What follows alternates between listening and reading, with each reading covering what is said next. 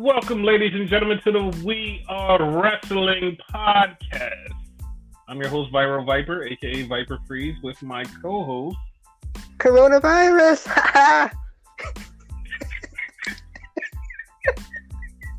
Okay. The Renegade Enigma. I'm keeping that in. Keep it, because I was going to do the joke too, but you got to it first. Okay. And I did the laugh. Yes. But, ladies and gentlemen, we're here. We're not going anywhere, even though Oh my everything God. else is I going thought anywhere. that would lead into something else. What did you think we were going to say? Here, and then you know what follows that usually. We'll get used to it then. Not that I have anything against that type of thing. I'm just saying. It's the thing. But so, yeah, we're still here, and everything else is gone, and well, everything else is going. Well, you know the rest. God. So, buddy, how are you? I'm alright. Everything's What? dying, but it's okay. It's okay. Have you watched any good wrestling lately? Honestly, like, to me, SmackDown was good. Raw was okay this week, better than it was last week. There was MLW. Is it me or is the NWA the only one that's like total shit right now? It's constantly shit. Yes. NXT and AEW again was good. So Yes. like the majority of wrestling this week to me was at least good. Maybe not great, but good. Yes, it was. I'm gonna tell you a little trick. We're not gonna get into AEW right now, but I'm gonna tell you a little trick to why it was good these last 2 weeks. Mm-hmm. No crowd. Yeah, I think that's the thing. It's literally no crowd, and for some reason that makes AEW watchable and great. I never thought about that because, like, to me, like I'm the type of person the crowd doesn't make the show. To me, a lot of people disagree with that. It doesn't for me per se. Like, that's just my personal opinion. So, to me, it's just the way everything is flowing now. Like, they got to flow to AEW right now. Whether or not that maintains when everything's back to, it's a different story. But Okay, I'm the opposite. yeah. A crowd can make a match better, make it work. Like, a crowd can change the whole complexion of a match. There's certain people who could go out there and have matches with nobody around and it'd be great, but it's some people that just like matches and be there and you're like, this match sucks. But you put a crowd behind it, you're like, this match is fucking awesome. That's also like a good perspective too. That's right too. But the majority of wrestling right now, most of them used to be indie wrestlers, and they're used to like small crowds or damn near no crowd at all. So that's why it works for the most part. Certain people don't work. For instance, Braun Strowman, and if you want, we could get into him later. But yeah, like I don't think he works without a crowd. Yeah, it's people who've been trained to work with a crowd that can't work without a crowd. Yeah. That's the problem. And there's a whole shit ton of those people that's working right now. The funny part about that, though, like, you would think certain people are like off without the crowd, but I enjoy them more without the crowd. For instance, Roman Reigns. Like, we'll talk about it again when we actually go to it, but this past Raw, whatever, I enjoyed him more without a crowd. In some matches I enjoyed it. In some matches I was like, nah, it could be better with a crowd. No, I'm not talking about the show in a whole. We'll get into that in a minute. I'm talking about Roman Reigns in particular. Oh, Roman was on SmackDown. But yes. Well, you know what I mean. Like, as far as I get confused because he's been in Raw for so long. You know what I mean? And we're on a weird time, y'all. So If we fuck anything up, you know what I mean? We're in a weird time and everything bleeds together. But yeah, SmackDown and whatnot. You would think Roman doesn't work well without the crowd, but like it worked pretty well in my opinion. I don't know about you. No, I'm going to tell you exactly. He has the AEW effect because the crowd has a certain vibe towards him. Like either they're loving him or they hating him, and it's the vibe that he gets. If there's no vibe to change the direction of the tone of what he's saying, then he's basically the Roman Reigns that we've all been waiting for. Because there's nobody in the crowd to maybe fluctuate the way that people look at him and go, oh, well, he kind of sucks. Or people go, oh, wow, he's really great. There's nobody there to kind of give you that extra sauce on him and goes, oh, he's this. When he's just out there by himself, he's who he wants to be and who he can be. It's just the crowd with certain people either changes them or enhances them. And he's one that gets changed. That's a good way to think about it too. Yeah. Because either way, I think if with a crowd or without a crowd, like Roman's gonna be gold in this regardless, because hardly anybody likes Goldberg with the belt. So in all like intents and purposes, Goldberg's the heel in this situation. I'm sorry, I'm one that actually like Goldberg with the belt because it's something about Goldberg having a belt and him being hated by everybody that's making me go, I like this. That's why I said not many, because like there are a few that do like it. So. And like I don't know if I like it because everybody hates it, or I like it because it's something different. Me knowing you, I think it's more so because like everybody hates it. Yeah, because like I don't know, because I kind of like feel like this is just what people need to get pissed off at. And here's the bad part: everybody knows how this is going to end with Roman having a title. So it's going to go back to the same way as everybody being pissed off that Roman has the title. I'm not seeing that because I see a bunch of dream matches that I'm waiting to happen from Roman with the title. Mm-hmm. But that's just a different story. But yeah, like I'm like for some reason I'm liking the Universal title flow right now. Yeah, like I'm the other way. I don't really like Goldberg with the title. I really wouldn't like Roman with the title, but it's better than the latter. You know what I mean? So, like, I'm not one of those that complain about Roman with the title, although I find him boring, but he's better than fucking Seth Rollins. Mm-hmm. Like, Roman is bad, but you could do worse. But it's totally different. Yeah.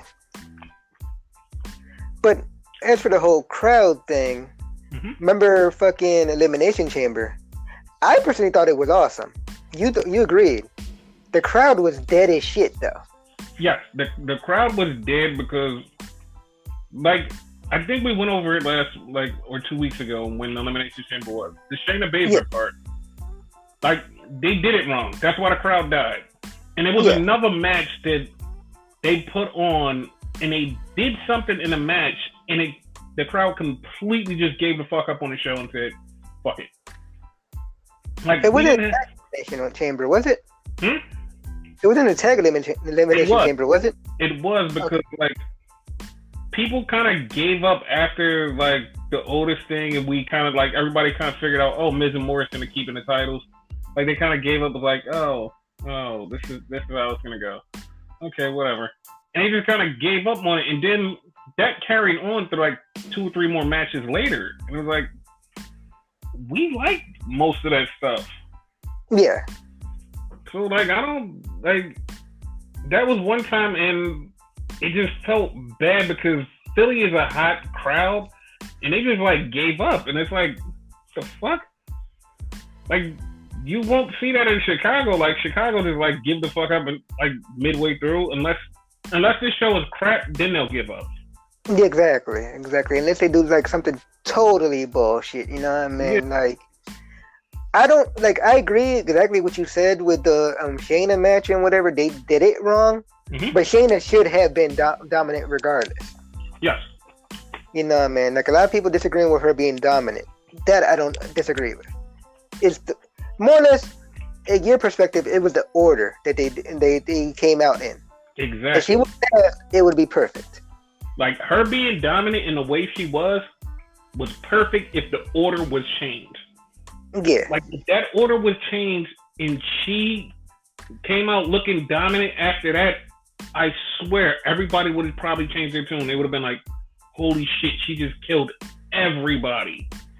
Like if she would have killed everybody with Asuka being the last person to come out, it would have been fucking awesome. Like, do you know how the crowd would have popped?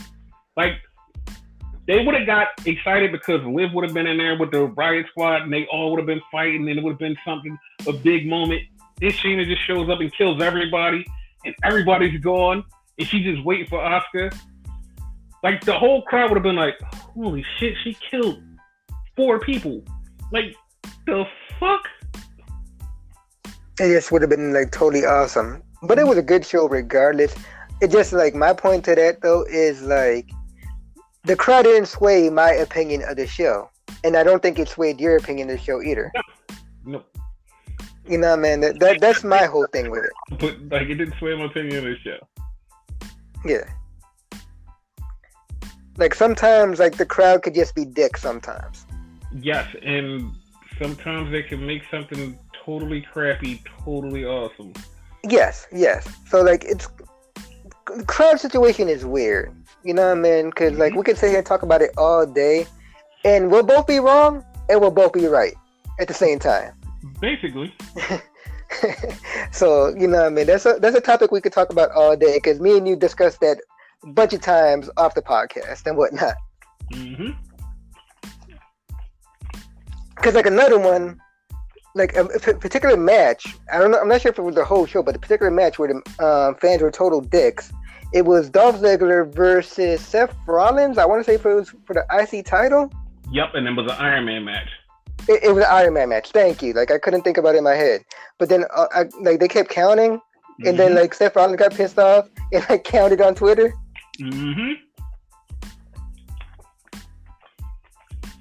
Like shit like that. That like. That's why, like, from that day on, I think that's what turned me off with the fans and crowds and whatnot.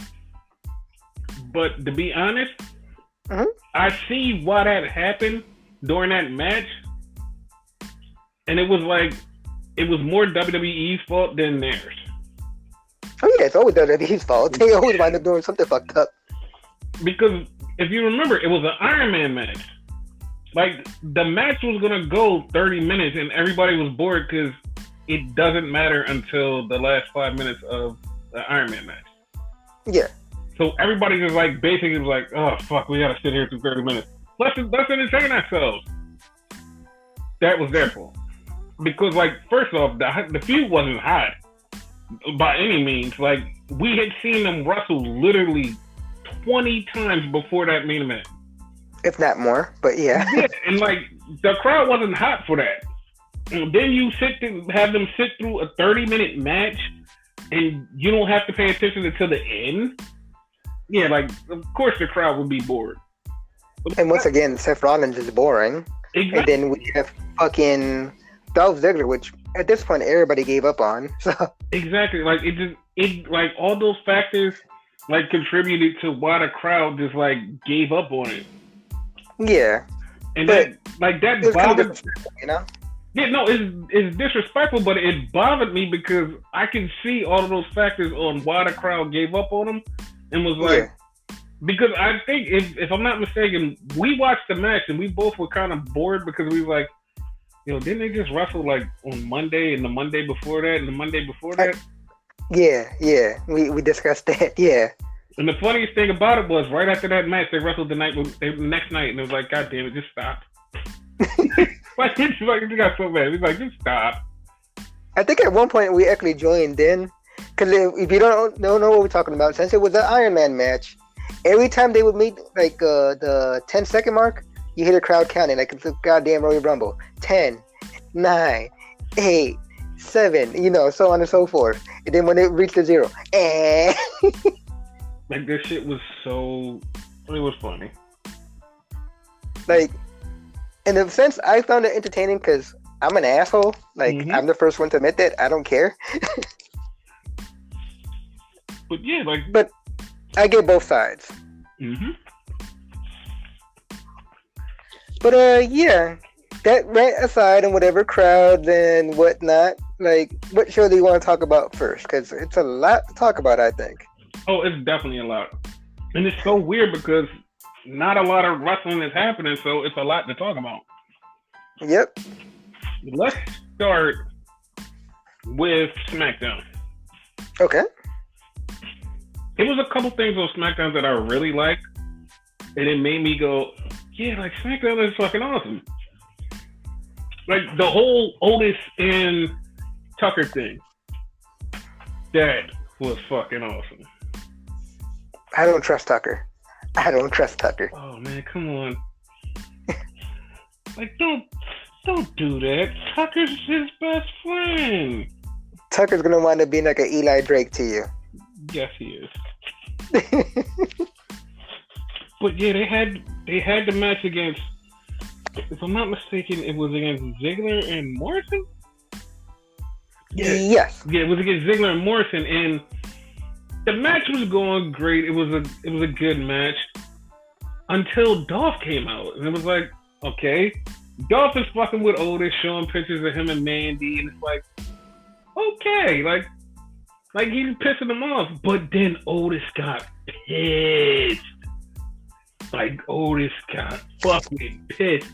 He beat the shit out of Morrison and Miz and just would not stop. He just kept going and going and go.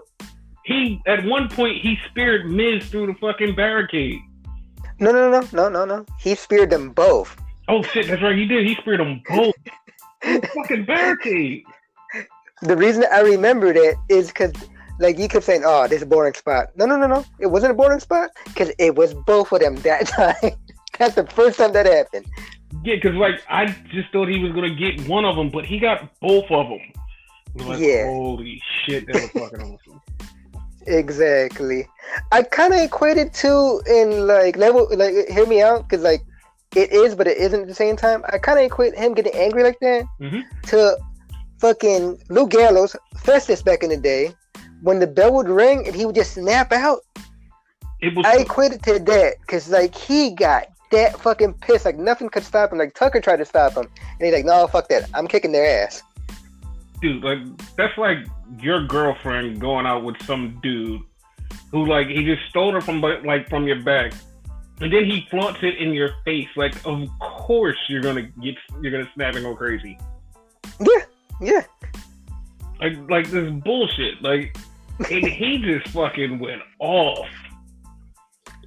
Like he went off. Like, and it was so bad because it was twice what I thought. Oh, it's over. And he just kept going. Like, after he speared them both through the barricade, everybody was like, all right, it's over. He walks off for a second. Then he comes back with a fucking chair and just starts hitting them. It's like, dude, like, seriously. At one point, Tucker was like, stop. Then he stopped him. He walked off a little bit. And then he turns back. Otis put his hands up like, you know what? Fuck it. I don't care. So crazy. Like, he just was fucking him up. Oh my god.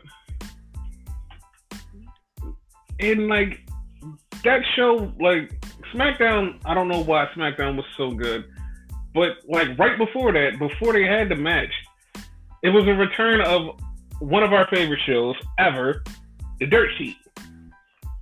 And this was like, here, like, I'm about to say something, and it's gonna piss a lot of people off, and it's definitely gonna piss off a lot of people that are AEW fans. Okay. So Miz and Morrison were doing the Dirt Sheet, and so Miz and Morrison, as they're talking, all of a sudden you hear the New Day, but it's not the New Day, it's Miz and Morrison, but they're in the crowd. Then they pan over to the Usos, which is Miz and Morrison again. Then you pan over to Heavy Machinery, which is also Miz and Morrison. Wait, no. That last Miz and Morrison was Miz and Morrison as Heavy Machinery and dressed as Bacon. Ham. It's not ham, dude. It's Bacon. he said that for 5 times to him. The funny part is they're going back and forth and they're in these different spots on camera. Now, when we get into the AEW part later on, I'll tell you why that's going to piss a lot of people off. But they did it first. Just to let you know, they did it first. And a lot of people didn't pay attention to it, but they did it first. But it was so funny because it's the Miz and Morrison that we remember from 2006 or 7 that were on ECW cutting their own dumb promos and making fun of everybody and getting over. Oh yeah. They were back to the dirt sheet, and it was so funny because that was one of our favorite shows. Mm-hmm. But that part was great. So we have an official women's championship match for WrestleMania. Here's the funny part. We announced this about 6 weeks back.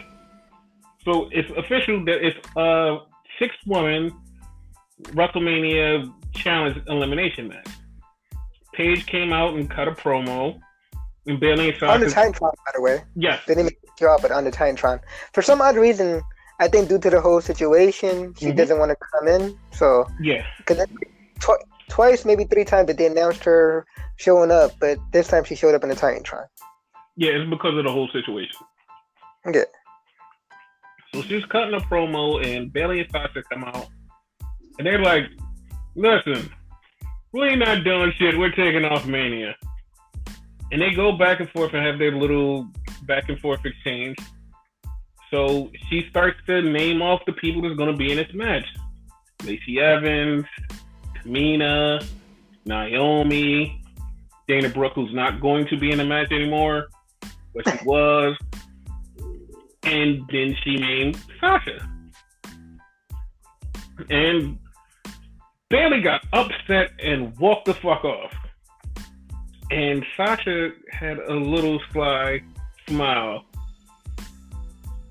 If you guys have been following the podcast since the beginning of the podcast, you know we have been saying that this Bayley and Sasha thing is happening. This is the rumor, and I know that this is not a rumor, but it's true. They didn't want to make the Bayley and Sasha thing a thing at WrestleMania because they didn't have enough time to give it to let it breathe. They wanted it to be a slow burn, but it's been slow burning already, and we'll wait. We'll wait. Hasn't it been over like 10 years? Like, yeah, they're suching a slow burn and like turning off the fucking gas.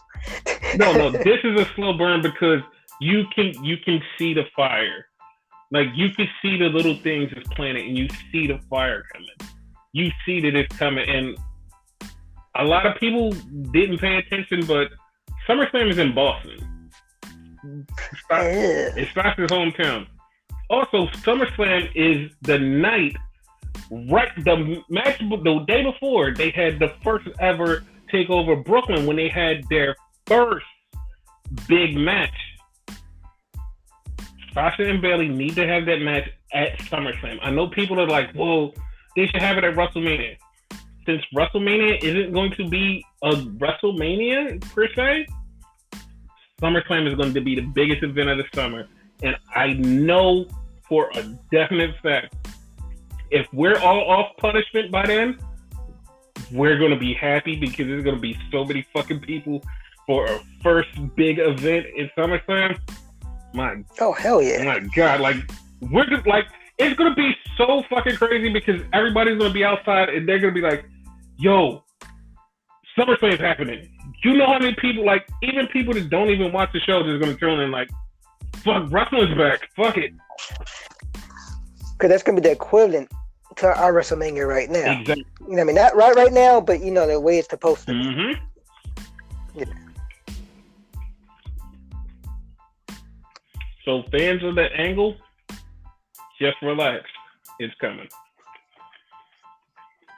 I was okay just with this, cause like I have a feeling Sasha's gonna like win that match anyway, and she's gonna wind up pinning Bayley within this. I don't. Okay. I have a feeling I know exactly how it's gonna go. It's gonna go one or two ways.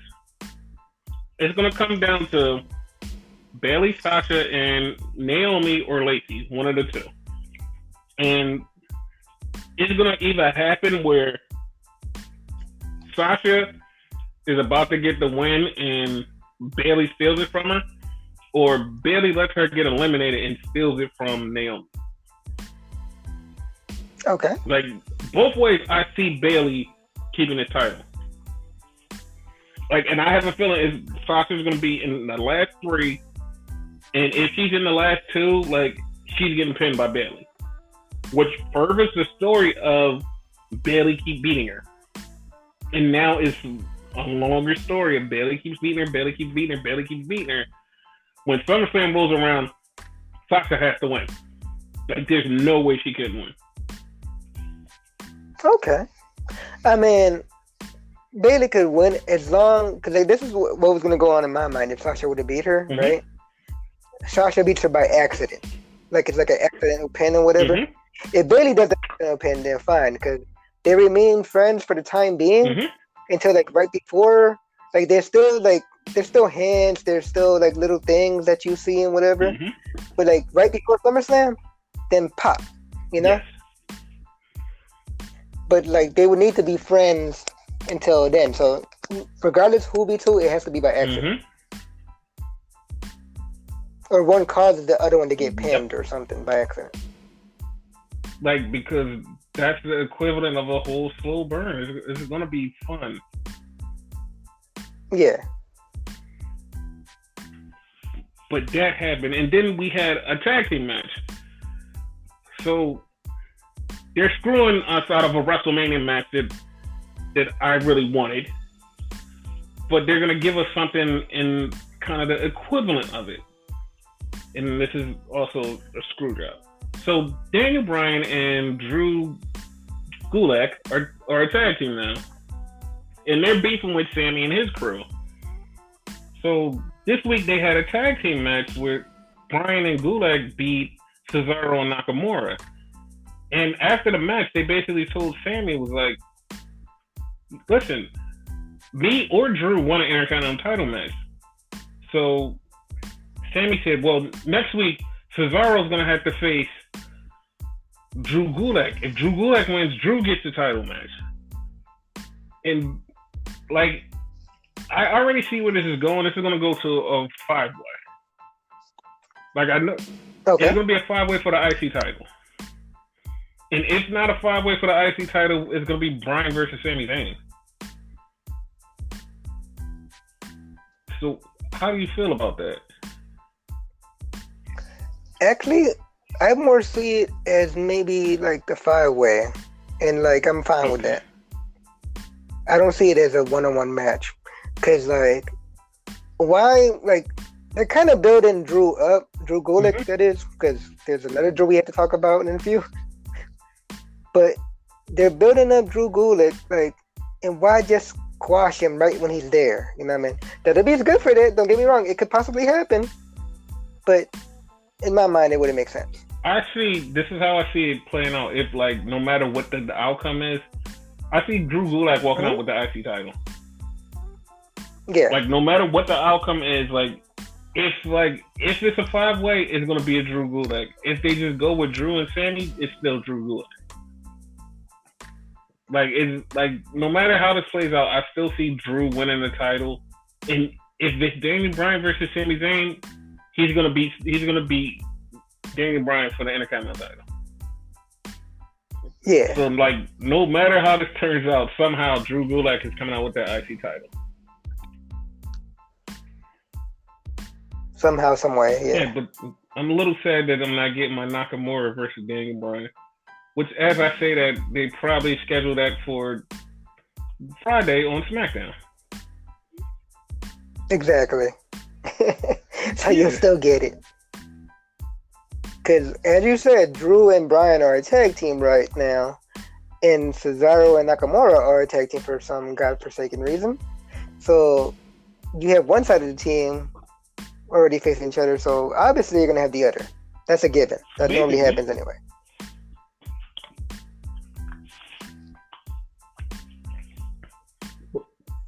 Wrestling 101. That's logical. Yeah. And then we had the Roman Reigns promo with Goldberg. Which, okay, I don't know if it's us or what the fuck is happening.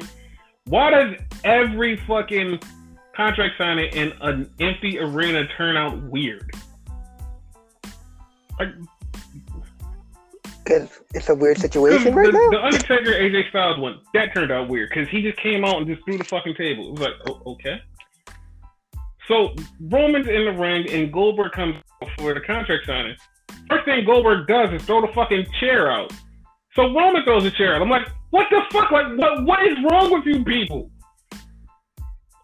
Then they sign the contract and just flip the table up and just stare at each other. It's like, what the fuck? Like, can we not have this? Like, any other fucking contract signing is they sign a contract and then they get in a brawl and break the table. This one is like, no, fuck the table. Like, God damn it. But yeah, that was SmackDown, and I thoroughly enjoyed it because they didn't play it like it's we're just doing this just to get away. It's like we actually had a real SmackDown, like storylines and everything. Yeah. Like they treated it like a real SmackDown. Unlike the prior Raw and the prior NXT, because the prior NXT was a clip show, which totally pissed me off. Nobody watched it. And I'm gonna tell you how bad that was. It was so bad that it fucked up the ratings for this week. Yeah, and I blame WWE for that. That's their fault. They should have kept going with the flow that they had. You know what I mean? But whatever, you know, because as you see, it is possible to pull off a show with no crowd.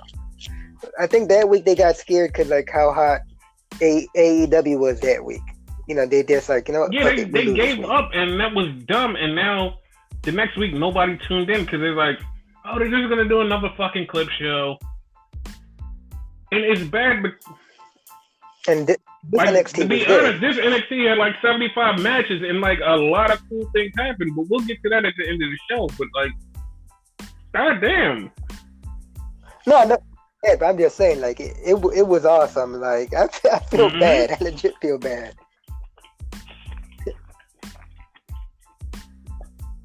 And honestly, like AEW was good too. Like they, for the first time, I think they were both on par the same week. You know what I mean?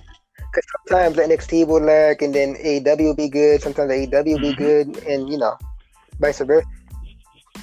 Yeah. But yeah,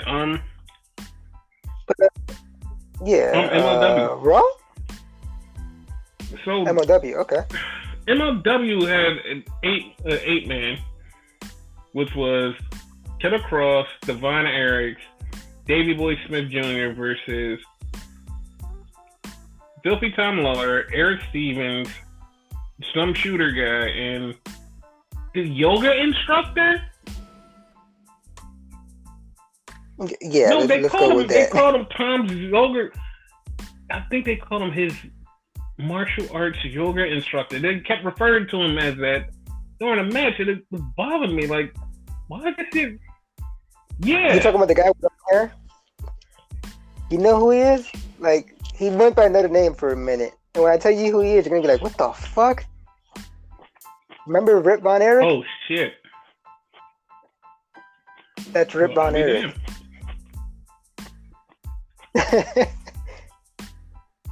That's why they're trying to make him as fucking weak as possible since he's quote unquote Von Erich, you know. So well, he got his ass destroyed. By the way, first of all, that sounded fucked up. Second off, I meant how you presented the match because the first person you mentioned was the person you should have mentioned last, which was Killer Cross. Dude, he was the most entertaining out of all of them. Oh yeah, of course. But just like last week, it kind of got to me because they kept referring to him as a WWE NXT superstar and whatever, and this is all interpromotional and all that shit. Like, you're making yourself look like dicks. Like, no, just call him Killer Cross. Leave it at that. But the match was cool until the end. Like, okay, they had a cool match. They beat the shit out of each other. The match ended. The problem that I had with the end was it ended. Then they kept fighting, but they didn't keep fighting in a regular way. It just was randomly fighting because, like, two people start fighting, everybody else was just standing there like, oh, cool. Then, like, because they start beating up the Von Erich dude, like the whatever you said, Von Erich, that guy, Rip Von Erich. They start beating his ass, like Killer Cross and Davey Boy. So everybody else is standing around like, come on, let's leave. Dude, he's getting his ass kicked, help him. Then they just fucking walked out and came back and just beat up another Von Erich, like Ross Von Erich.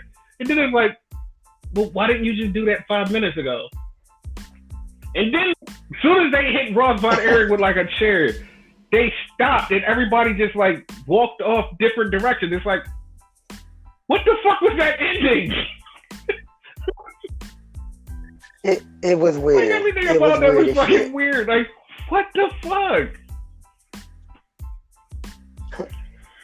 And MJF is having leaves MLW match. Because, obviously he's leaving, y'all. Like, we're not giving you spoilers. Yeah, I've been waiting for this, and you've been saying this since AEW started. You was like, why is he still there? You reported this, I think, like months ago, that he no longer worked for I'm about to say AEW. Oh my god. Yeah. MLW. And I guess this is them officially writing him off TV now. Mm-hmm. Correct me if I'm wrong, but he's going against what's his face? Like Mance Warner, right? Is it me or is Mance Warner the Swan Song guy? Because he got rid of Sami Callihan. He got rid of fucking Jimmy Havoc, which, by the way, he fucking like lost that last match, so I don't know how that worked. And he got rid of like one other guy, but I can't remember who. But like, yeah, like at this point, MJF's like the fourth guy that he got rid of. Mance is the getter rid of. Basically. Okay. I totally hate Injustice because they're getting on my nerves because they keep preaching about injustice, but they have a title and they're winning everything. Now they're my man, it's injustice. Why you mad at injustice? Listen, Shaggy, everything's cool. Did you know that he's fucking 19? You're fucking kidding me. He's only 19. Shaggy's only 19. I mean, George Oliver is only 19. Wow. And this little kid is good as shit too, because he's champions in other companies. I watched him in an indie match on YouTube because I was bored and I needed to watch wrestling, and like he fucking was awesome. I'm like, why don't you do that shit in MLW? Like, what the fuck? Like, and he's too busy talking like this, man. And it's funny because all three of them are good. They're really good, but they're in a shitty gimmick, and they're just like they're super sports entertainment right now. It's bothering me because it's like all three of you are good solo.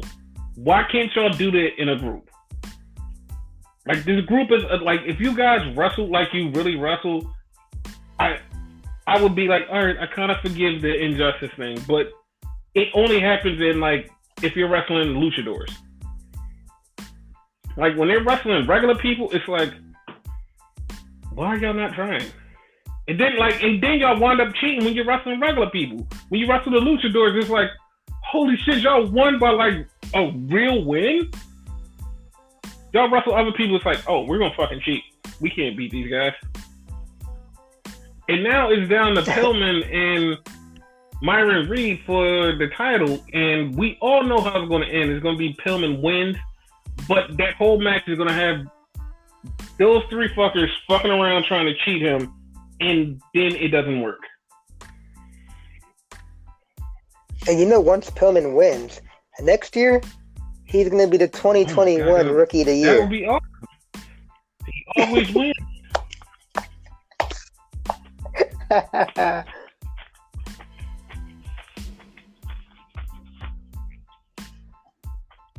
That's the thing, but yeah, like, I don't know, like, I'm kind of sour on AEW right now. AEW, I keep saying AEW, like, because AEW was so good, so it was like sticking out of my mind. MLW and whatnot, because, like, I don't know, it's been weaker lately. This was one of its better shows, but it's been weaker lately. Because I don't like Injustice. I don't like Mance Warner. I really don't like Mance Warner. I don't like the Dynasty. Fucking Gino Medina, the Intocable. Oh, my bad, the Untouchable. Like, okay. No. I seen a match with him also on YouTube, and it's like, you actually wrestled in MLW? Like, because he was really fucking good, and like every time I see him in MLW, he's like, I feel like a lot of guys that's on there don't try their hardest. They're just like, Dude, we had Cooking with LA Park and I was gonna get to that. LA Park. That was so weird. I don't even know what they fucking made because they gave up halfway through. Like, what are you guys doing? It was like some. All I know, they said eggs and sausage like 50 they had eggs times. and sausage, but like they never finished. They never fucking finished. It was like then he just got mad and left. Like, the fuck? I was just so angry with you. So angry. But MLW, like, okay, so when they tape shows, they tape like 2 or 3 episodes at one time. Here's what I think the problem is with MLW. They don't present the shows in the right way. Like, okay, they'll have like four shows taped. They'll just like go, all right, we're gonna take stuff from this show, and just present it and just say fuck it. Like, I believe if they would cut it up and be like, okay, this is a good part. This happens here. This happens here. This tells a story for later. If they would get back on track to the old MLW, which they used to be, where they used to take shows and be like, all right, we're going to take 2 shows. This show is this show, and this show is that show. We're going to leave it as is instead of cutting it up. That's what they do now. And it's like, you take 4 fucking shows at one night, and then you have to take pieces from each show, and it's not telling a cohesive story. Basically. And like, they don't have superstars that catch my eye anymore like that. They have some, but nobody really care and about. It's funny like because that. Like when we first started watching MLW, they barely had anybody that caught your eye because it was like this was a bunch of fresh new people. Like the only couple people we knew was Davey Boy, Teddy, Brian Pillman Jr., and we knew MJF from House of Hardcore. And we knew Low Key. Like, that was it. Everybody else, we kind of, like, saw here and there and was like, oh, we seen them. We never got to see them every show was like, oh, shit. Because that's when I started to appreciate Shane Strickland more. Because, like, I've seen him before, but, like, now I'm getting to see him over and over. And, like, all of these people you're getting to see them over and over again. And it's like, that's how MLW was supposed to be. This MLW is like, we got people. We're not trying. Basically. Because, like, MLW is where, like, I got presented to fucking Shane Strickland, as you said, Isaiah Swerve Scott, as he's known now. Watching old stuff, because, like, once I watch a company, like, I go back to watch the old stuff, too.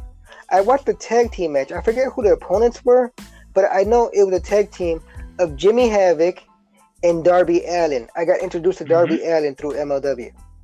So, yeah, like they had good shit, but like it's like what the fuck? It's like, for instance, they had war games before, and I'm pretty sure they could still use the term war games, but they went into fucking the War Chamber, and it restarted. Okay, a question for you. Do you think they started giving up because AEW exists? Yes. Because I feel like around the time AEW showed up, they also said, you know what, fuck it, we're just going to put on wrestling and not care. Basically, I think it's exactly that. Because as soon as they showed up, fucking War Games wasn't the same. You barely saw MJF there, because MJF was a star there, too. You know what I mean? And like they started pushing people like Mance, like, no. I'm sorry, because I know you love Mance, but no. What's your beef with Mance? I just don't like him. Like, I don't get the whole sudden psychopath. He doesn't look like a fucking psychopath to me. Like, he reminds me of a bootleg Briscoe brother from Ring of Honor. And not even the good one, which would be Jay. He reminds me more of Mark.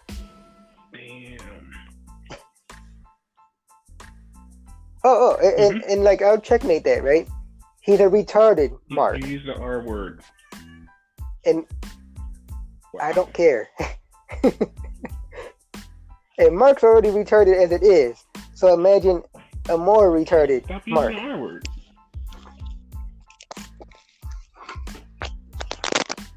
Mentally deficient? Okay. Yes. Yes. Happy now? But yeah, like MLW was like, it sucks. They need to get their shit together. Basically.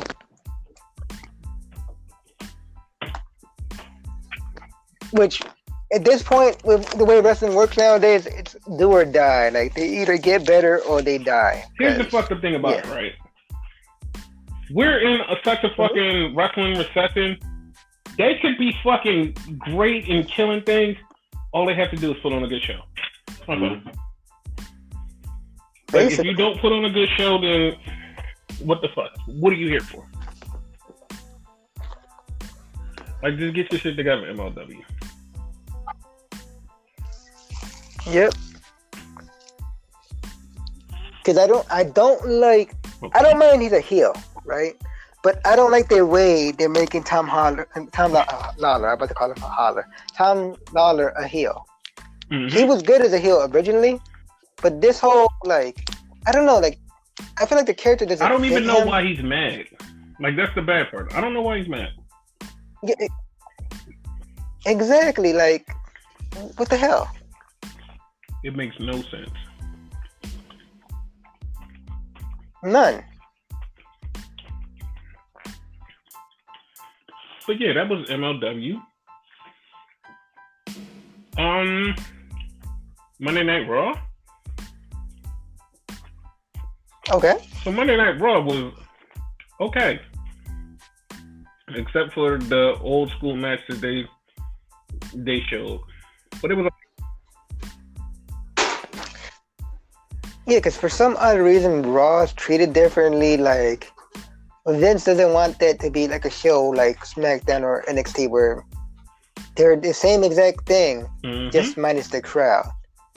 They present it differently, which it pissed me off because, like, the people be right there in the crowd. This week was a little bit different because it started with Brock Lesnar doing a promo. That was acceptable in my opinion. Yeah. Like,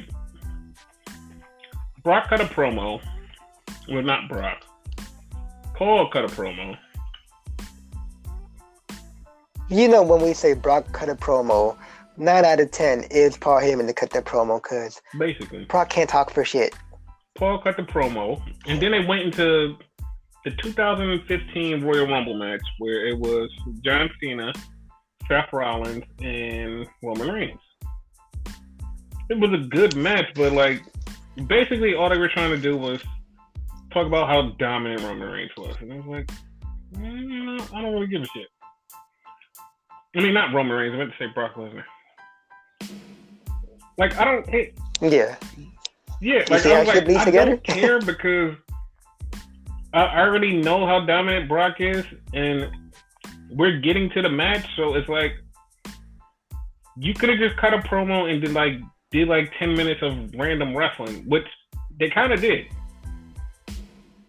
Because like right after that, they went into a tag team match, which was Andrade and Angel versus Cedric Alexander and Ricochet. Now, here's the funny part about that. Andrade and Angel are going to face the Street Profits for the tag team titles at WrestleMania. They just announced it like 15 minutes before the show went on, and they just decided to do a tag team match.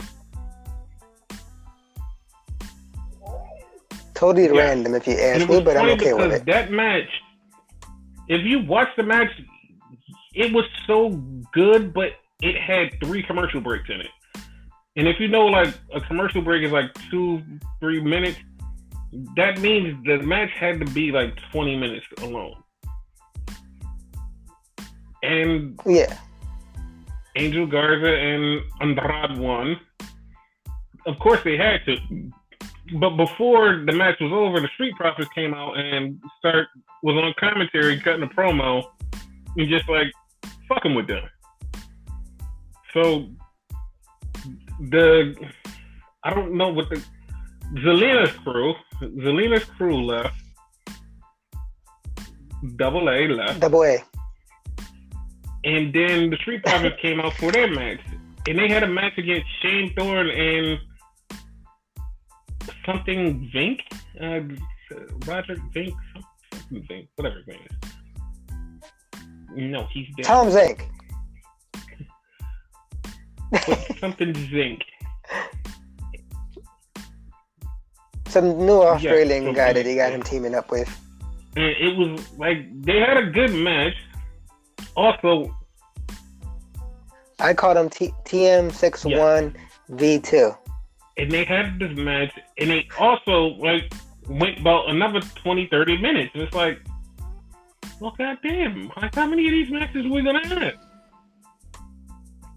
The Street Profits wound up winning, and like it was nothing to it, and it was like, okay, the matches were boring, but it was like, all right, whatever.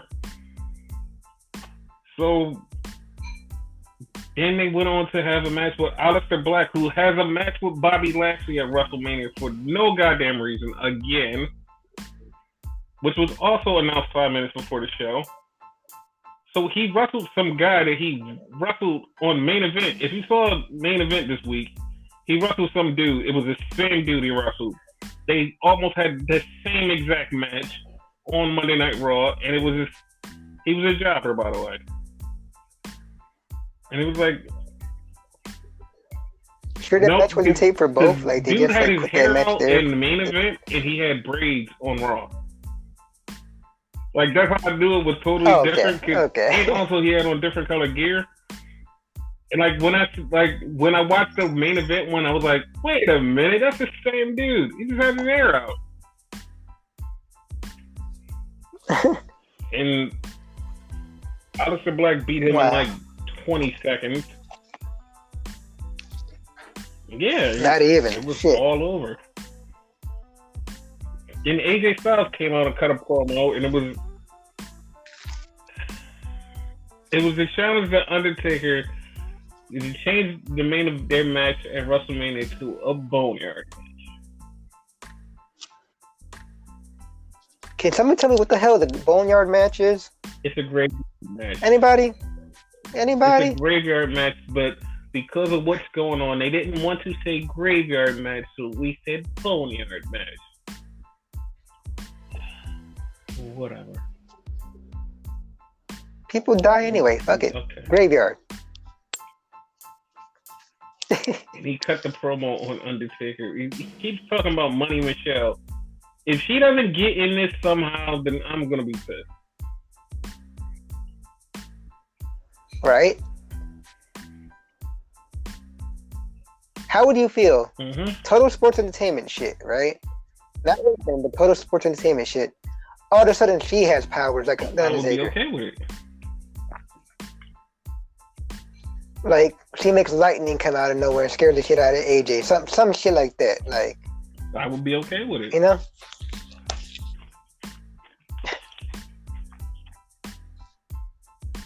I wouldn't be okay with it during the match. I'd be okay with it like during the build-up, though. During like a random SmackDown, she comes out and then like puts her hand up and then lightning comes out like, oh shit.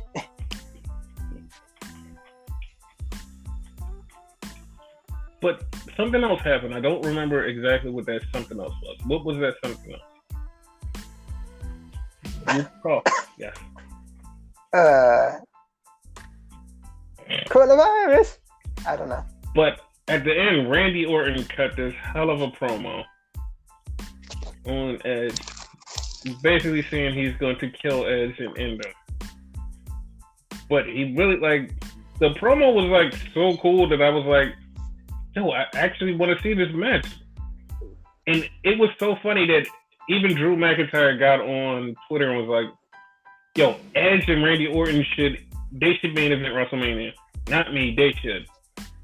I'm like, god damn, like, he convinced Drew. Like, he's like the most humblest of people, though. Like, I respect him so much. But yeah, that was Monday Night Raw. Which, by the way, I don't know if we mentioned it the week before or this week and whatnot, right? Because again, everything turning into a blur nowadays. That particular match, the Randy Orton versus Edge match, is a last man standing match. So, yeah, that's a thing. If you notice, a lot of WrestleMania matches have a lot of different stipulations. Yep. They kind of have to keep it enticing due to like no crowd, you know what I mean? So. And speaking of something enticing, I heard that the John Cena Bray Wyatt match is going to be really fun. I heard that, but I don't know what that means. I'm thinking it's going to be basically a Firefly Funhouse in live action with John Cena getting beat up. Yeah, it's like the going to be come to life weird, or something. And I can't wait to see it. Yeah. Like, spoiler alert, they're taping WrestleMania probably as we speak. They have a lot of stuff they can do with it. Like, literally, a lot of stuff they can do with it. Like, all of these matches that they have that's going to be off-site, quote-unquote, and in different places, they could go back and edit it and add stuff in, like, add little pieces. And, like, if the Firefly Funhouse is as they're saying it's going to be, they could mass produce this whole entire thing and make it look like a whole movie. Like think of the total deletion on drugs. No, I thought I was on drugs watching that. And also, like, yay, drugs. Yeah, don't do drugs. Don't do drugs, kids. Bray Wyatt, and you have JB, who was the architect of the final deletion. So you never know what's gonna happen. We might have a lot of fun watching that match.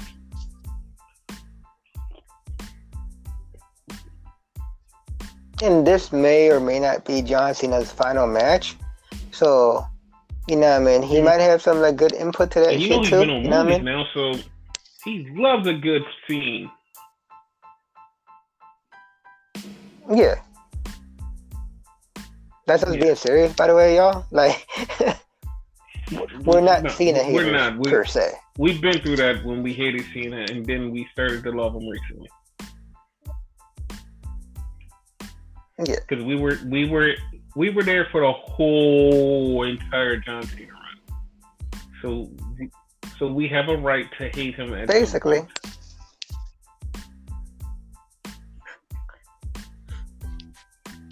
Do I personally prefer the rapper gimmick? Yes, but it like does this one in particular bother me? No, not anymore. Not so much anymore. We are over that now. Basically. But yeah, that was basically Raw. So let's get down to the AEW. Mm-hmm. Yep. Before that, though, right? No NWA because they're stuck in a rut right now. So that's the thing. Like Vic already explained to you, like the week prior, their situation. So yeah, don't need to get too much into that. But I feel really bad for them. By the way, continue. I didn't know they got screwed that bad. Okay. Because NWA usually tapes a bunch of shows like every 2 weeks or something. Now they're screwed. Like they can't do any more taping. Like they can't even do empty arena anything. They're screwed now. And I feel bad for them. But hopefully they bounce back after everything is over. But you know, it is what it is. Yeah.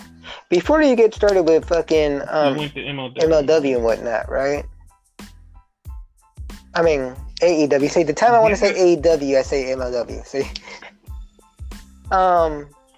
Before you go to AEW, see, I said it right that time. AEW.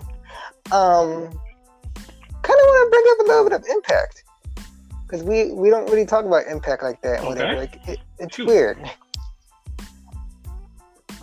I just want to talk about the one thing.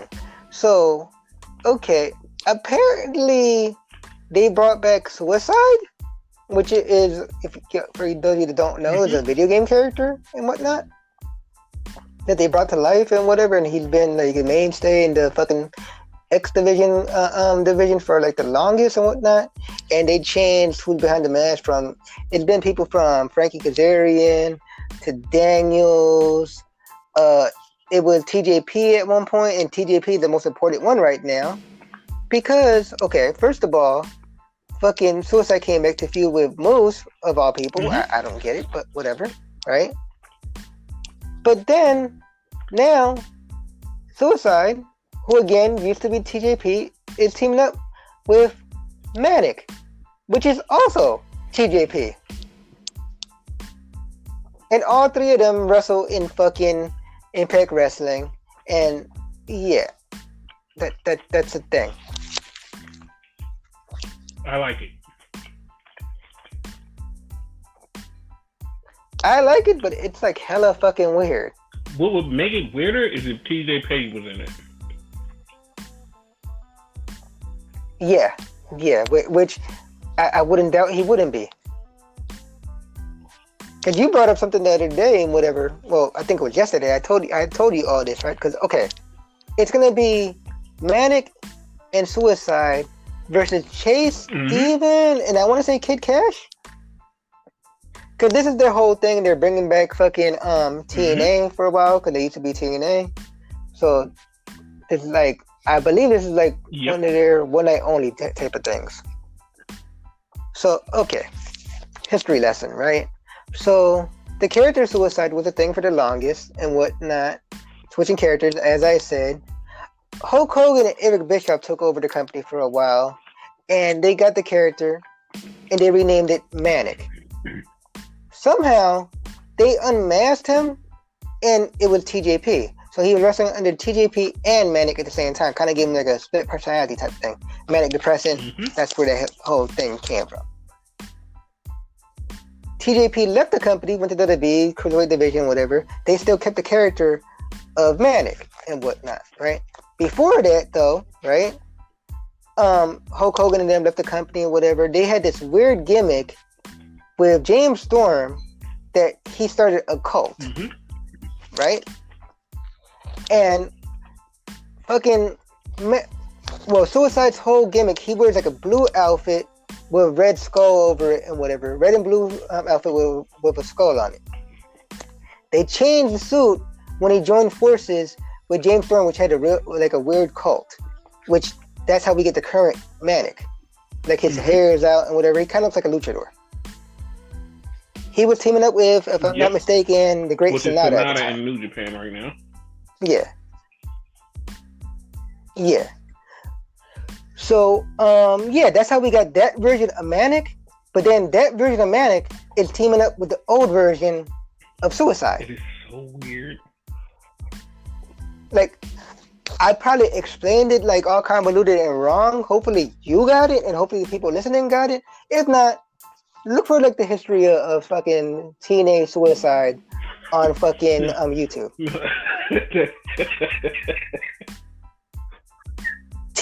The letters T and A. Well, that's just them in the hole. They always try to kill themselves. Yeah, that's the thing. Now, to go into something you said after that, though, right? Right now, TJP is actually in the tag team right now with Falada. How the fuck you say his name? Yeah. So they're feuding with the current tag team champions, the North, and whatnot. I brought up, what if they win the tag team titles and they go against Manic and Suicide? So, like, your whole thing with, like, all three of them in one match could possibly be a thing. That would be so fun. Yeah. Yeah, I'm sorry I went to a tangent, y'all, with all that, but, like, it's an interesting thing there with fucking Impact. You know what I mean? There's more things, like I mentioned, Chase Stevens is going to be there. If they have TNA back, so... But you're just going to brush over Kid Cash's wrestling again. That's the one thing. That's the one thing I'm waiting for you to say. Like, Kid Cash is in that match. He's been retired for like 2-3 years. Mm-hmm. Yeah, here's the funny part, right? Out of that whole match, and mind you, again, there's more matches, but that one match, damn, that was the least interesting to me. Like, I gave no shits about that. In TNA, you showed me that TNA brought back an old gimmick of a wrestler from a different company. I don't even know how that's possible. Oh, yeah. I didn't bring that up because I thought we talked about that already. About it? I don't know, but okay, right? No, you want me to bring it up, or you want to bring it up? So, okay. Now, I didn't experience this personally, whatever, because I wasn't a big fan of NXT back in the day. I didn't look at the backstory or whatever. I liked it, but it was like, I believe it was on YouTube, on Hulu at the time. And I didn't have Hulu, so I really didn't pay attention to it like that. Anyway, they had Solomon Crow on there. For those of you that don't know, Solomon Crow is currently Sami Callihan. And at the time, in the beginning, I don't know if it was like house shows or whatever. I don't know if it ever made it on television. What? You could tell me better. Did it? He had a hacker gimmick where he would hack the screen and whatever. Similar to what's happening on, I want to say SmackDown right now with that whole glitch thing happening. Similar to that. Now, apparently, I haven't been watching Impact for like the longest, but I just watched this one clip and like I've been seeing little things on Instagram or whatnot. Apparently, someone's been hacking the whole shit. And it's called ICU. The letters literally ICU, and it's like a happy face or some shit like that. And everybody's wondering who the hell this person is. Anyway, fast forward. They're doing this whole thing with Ken Shamrock, whatever. I guess Ken Shamrock is leaving. By the way, they showed WWE footage there, and they think WWE. Right. That's new. Someone actually thinks WWE. But yeah, the lights went out. The ICU thing popped up, and this guy with a mask and a hat on and whatever, like, went up and threw a fireball. Turned out it was Sami Callihan, and he's a hacker again. So they stole that gimmick. They didn't really steal it because it was his gimmick to begin with, but But it's so weird that another company takes your gimmick and uses it. Basically. Speaking of another company using a gimmick that was somewhere else, Matt Hardy. Broken Matt Hardy. Right from Impact. Yep. Broken Matt Hardy. But apparently this one's like a different version. Because, the entity that possessed his vessel, if you will, is Damascus. And he's over 3,000 years old. General, or God, which one is it? It was War something. War something, so, as I was saying earlier, how WWE did something before them. So, we'll get to that in just a minute. I don't want to jump the gun. Yes, I just want you guys to remember I did say something that I am going to pay it off. I'm not WWE. I pay it off. So it started off with Cody, Tony Schiavone, and Kenny Omega on commentary. But Jimmy Havoc was coming down to the ring, and they go, "Do you know who he's going to face?" I swear to God, Cody forgot he had to wrestle. Because they literally said, "Do you know who he got to face?" And Cody goes, "Oh, yeah, I'll be back." It throws on the headset and walks off. And because it's an empty arena, you could hear everything. So you heard them giving him direction on what to go to get out to the ring and what to do. It was so funny. Yeah, like they like, no, go that way. I was like, what the fuck? Like, what is wrong with these people? So Cody, did they go, Mr. Vice President? No, that's what I said. But I know that he was talking and you could hear everything just as clearly. And it's like, dude, what the fuck? It didn't mess me up because I didn't know Kenny was Kenny because they didn't introduce themselves. I just knew Cody was supposed to be on commentary. But then I heard Kenny, and that voice isn't somebody I already know. And then, like, after they started talking for a while, he like basically said he was Kenny. I was like, oh, okay, it's Kenny. But yeah, they had this match, Cody and Jimmy Havoc. It was pretty good, actually. Like, Cody kept trying a lot of new moves, and it's like, what? Why are you trying a bunch of new moves? I can wrestle. You can wrestle. See? Like, that's why you're here. And no, but look, I can wrestle. He beat Jimmy Havoc, and then right after that, Jake the Snake comes on and cut a promo for Lance Archer and says Lance Archer wants to fight Cody. And I was like, yeah, well, fuck yeah. And then Cody gets back to commentary and goes, yeah, I'm not going to fight you. You got to prove yourself. Like, you haven't done enough for the AEW. It's like, what? Like, just fight him. Like, see, this is what I hate about AEW. Like, you make things too convoluted. Just fight them and get it over with. It's fuck it. Like, it's too much. It's like, once again, not to cut you off, but like, it's kind of like they go back again from what they say and whatever. You know how WWE has the bad habit of making you start over and whatever. It doesn't matter what you did in the indies or this company or that company, whatever. You have to start over. They kind of do it. It wasn't even. I feel like they're kind of doing that with Lance Archer. He said that out of his mouth. Because he said, "See it over here." Yeah, because I was about to say, it don't matter what you did in Japan or some shit. Yeah. Like, it was just so fucking weird. But yet they don't do what WWE does. They do. So. And speaking of them not doing what WWE does, they did a vignette. It's exactly what WWE does. To the letter. So we have a backstage, well, not a backstage vignette, but a vignette with Brody Lee and the Exalted One, Brody Lee, and Exalted One. two Dark Order jobbers, Reynolds and Silver and Reynolds. Silver and Reynolds. They're all there while he's eating steak. So Brody Lee's talking about this new overhaul they're gonna do for the Dark Order, and he's eating steak.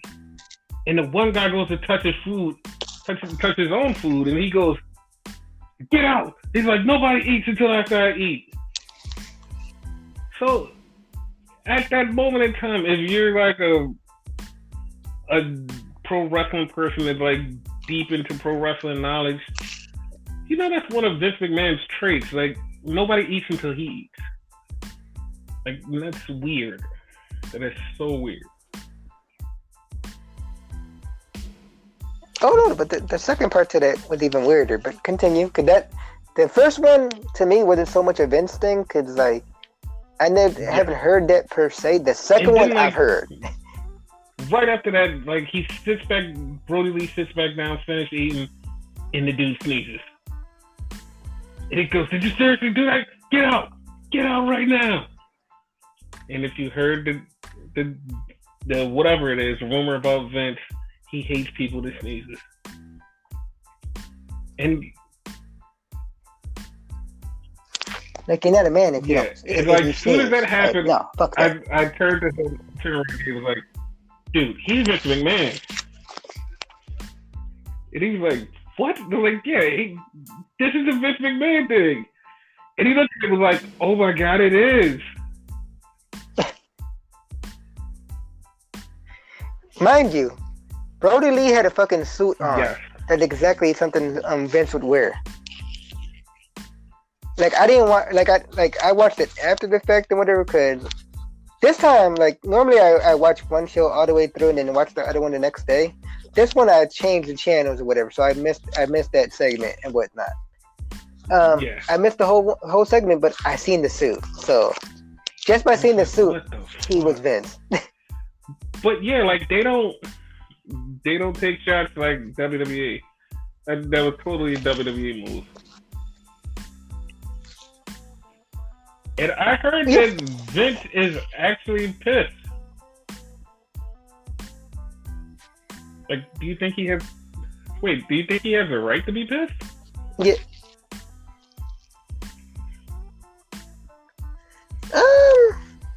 Yes and no. Yes, because they're taking cheap shots and whatever, Vince has a massive ego. So, but also no, because, like, he'll take his own little cheap shots here and there anyway. You know what I mean? They're bound to mention Luke Harper eventually. Like, in passing, you know what I mean? Like, during the whole Cena thing or whatever, Cena probably say something like, yeah, remember your family? I got rid of them, or something like that. Because, like, Luke Harper, Brody Lee, he was part of the fucking Wyatt family. So. 3 times this week. They showed the Bray Wyatt match on SmackDown. They also showed it on ESPN, and they showed it one more other time on Fox. But yeah, he's been on everything. Yeah. But yeah, I have some Vince. But Vince thing on with him. Nope. I have some Vince. But Vince didn't see anything later on after we finish talking about the shows. But yeah, Brody Lee showed up, the Russell, and fucking Cody Rhodes on commentary every 5 seconds. He's like, I don't know this Brody Lee, but I know him by another name.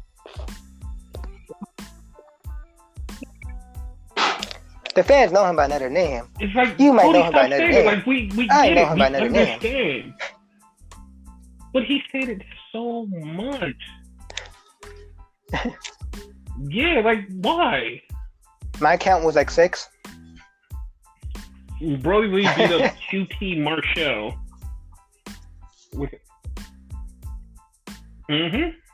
Under, like, I want to say 10 seconds? No, he did. He just like big booted him, and that was it. I want to say. Abigail into the spinning clothesline, which you pointed out last week that he did. Yeah. Is that kind of a shot, you think? Not so much against Bray, but like the WWE thing, because I would assume him and Bray are still cool. You're a leader, and now I'm a leader. Look, I'm going to copy your style. Like, that's what I'm kind of thinking it is. Yeah. But okay. Yeah, he beat him in like under 10 seconds. We had Kip Sabian versus... God damn it, who the fuck did he face?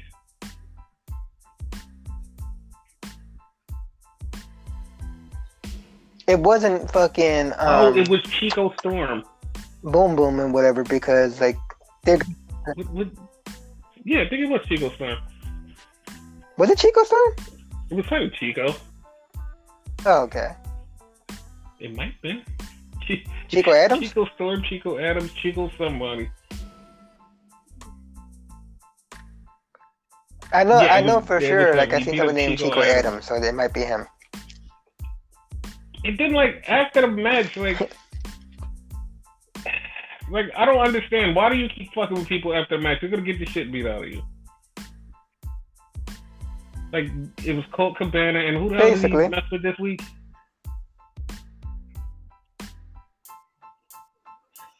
I forget, but he's gonna get his ass beat like hardcore. Watch. Mm-hmm. He's gonna mess with the wrong person, like Jimmy Havoc, something like that, and like his ass is grass. And then we had, was it right here? Yeah, it was the Kenny Omega versus the Sammy Guevara match. That match fucked me up because again I was going back and forth, and like Brandy. Eden, whatever you want to call her. I'm calling her Eden because he was an announcer and whatever, right? She's in the match, and it's for the fucking AAA mega title. And I'm sitting there like, wait, did I put her in the wrong channel? What the fuck? Like, yeah, they defended a whole nother title in there. Yeah. Which, it's kind of catch-22 because you're making your company look weak, but you're helping out another company, so. And Sammy came out, and he had fucking drawings of people in the crowd. He had Chris Jericho, he had Brandy, and he had one more. Yeah. Some captain guy. So by the way, he made out with the Brady one, and Brandy had her like she had her face like ew. Yes. Like she looked horrified. It was so funny that Tony Schiavone told Cody, was like, "Yo, he's making out with your wife." He was like, "No, that's not my wife. That's a piece of paper."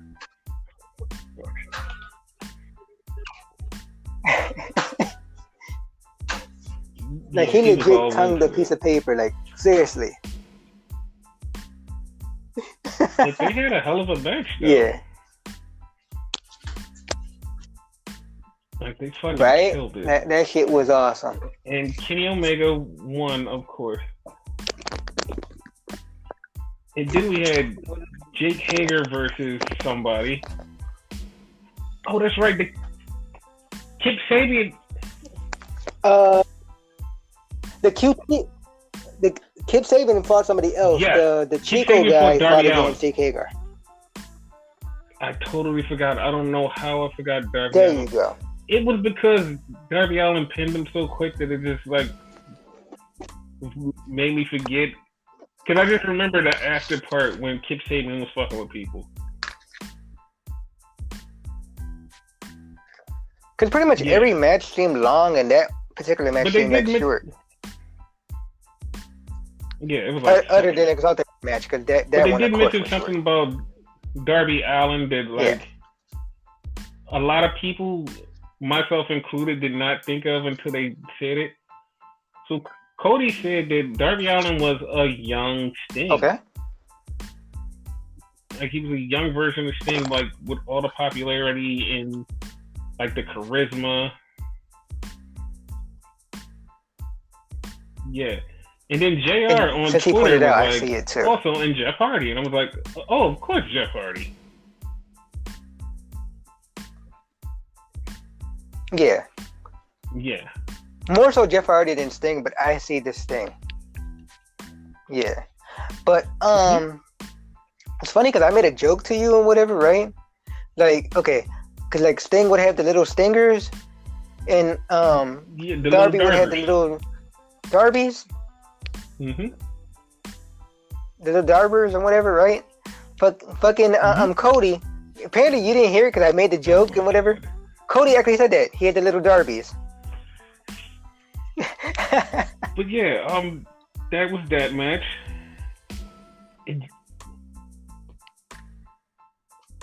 Not to go like be the dead horse and whatever, but that's probably another reason the fucking crowd doesn't bother me so much because we talk over most of it when we're watching it together. So yeah, so no, I barely even listen to the fucking commentary. We talk over it most of the time, but we do hear like little bits of commentary when they're saying something. Yeah. That's why I said barely. You know what I mean? Like certain people we sit there for, like Triple H. Like I wish he would do commentary more. Yeah. But yeah, beat up Chico. AEW. What else happened? Blah. Chico Adams, and he beat him up, and Chico then Adams. After the match, damn, I almost called him Dean Ambrose. Jon Moxley came out and beat up Jake Hager to basically set up for their title match. And right before he hits him with the paradigm shift, Cody goes, "No one gets up from the paradigm shift." He hits Jake Hager. Okay, most of the people don't get up from the paradigm shift. Jake Hager got up. I was like, what the fuck? He got up, like, did the fucking ankle lock, which I didn't think he could still use. And, like, Moxley got out of it, but still. I think he could use it because it's an MMA thing. He got up from the fucking paradigm shift. Okay. Because lately he's been using, the triangle choke, I want to call it? Choke. The rear naked choke. Where he just grabs you in like a sleeper type thing and just like chokes you out and you can't breathe and you're done. Yeah. Like that. Like part of me wants to call it like the $1 Million Dream. Yeah, it looks like it. But like it is, but kind of different. Yeah. But yeah, it looks like he's going to be the next up for the world title.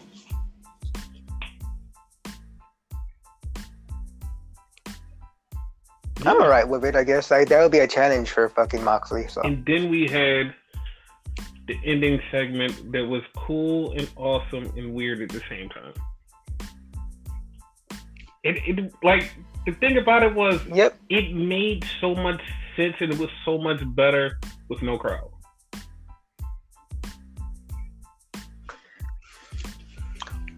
Yep.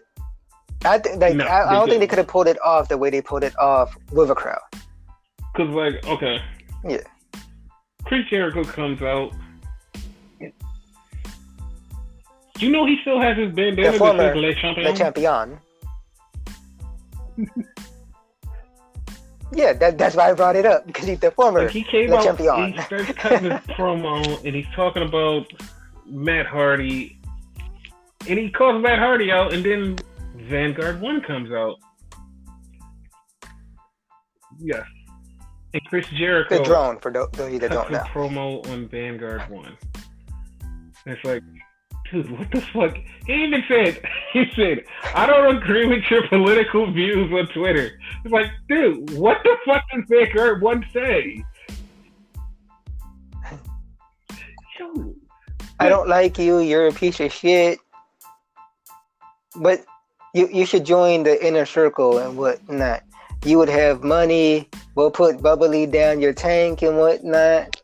You'll have like a bunch of drone models from Twitter. And then Matt Hardy showed up.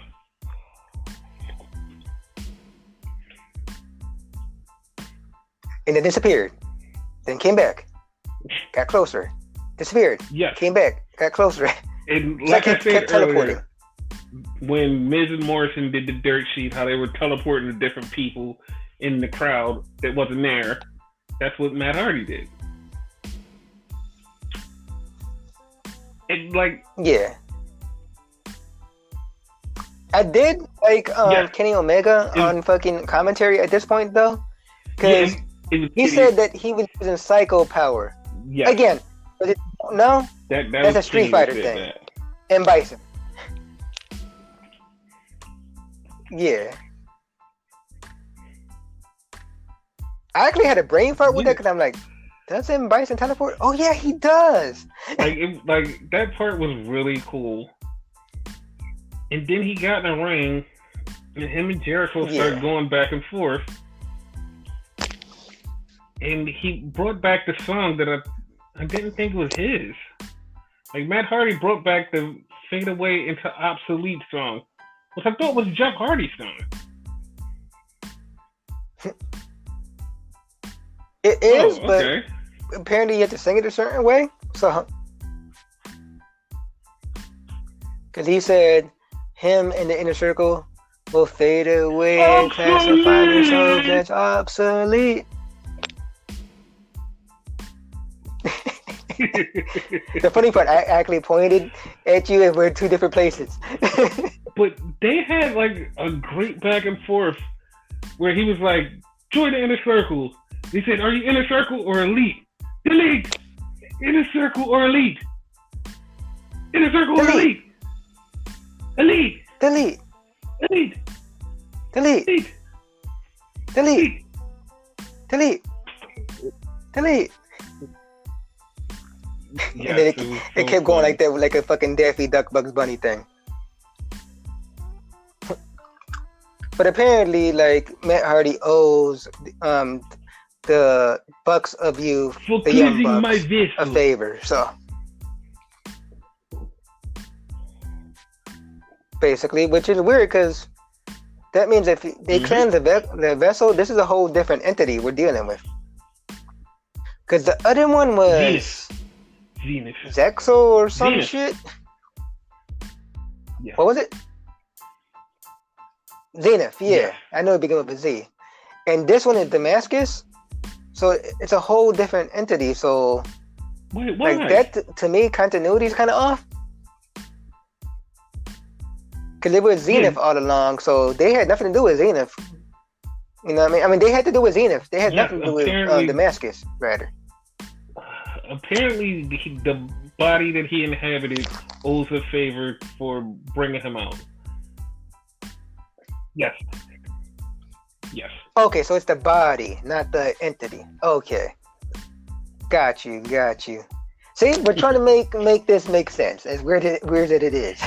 But yeah, like, that promo was awesome. Yeah. They known each other for 25 years, which I'm like, damn. Damn, like, that long? Yeah.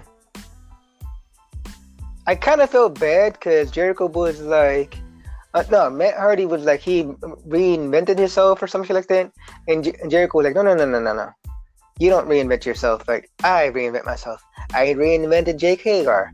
I reinvented Sammy Guevara. Like, no, he said he made Sammy Guevara. He made Santana and Ortiz. No, the three of them were something before you. I believe they, all three of them would have been stars without AEW. You didn't do that. Jake Hagar, maybe. But I mean, like he the really other did three, make Jake Hagar because he lost the world title to Jake Hagar. So he really did make him. Yeah. But the other three, fucking Santana Ortiz made the Impact tag team division, as we mentioned before and whatnot. So they would have been fine in the Impact or whatever. Impact would have been strong as shit with them there, I believe. Sammy Guevara, when he signed, he was a champion. I'm gonna I don't know the exact name of it, so I'm gonna off the cuff name it whatever the hell I'm gonna name it off the top of my head, right? All I know was it was AAA. Yes. He was like the AAA Cruiserweight Division champion or some shit like that. Something similar to that. Like, don't fucking crucify me for not knowing exactly what it was, but it was something like that. Yeah.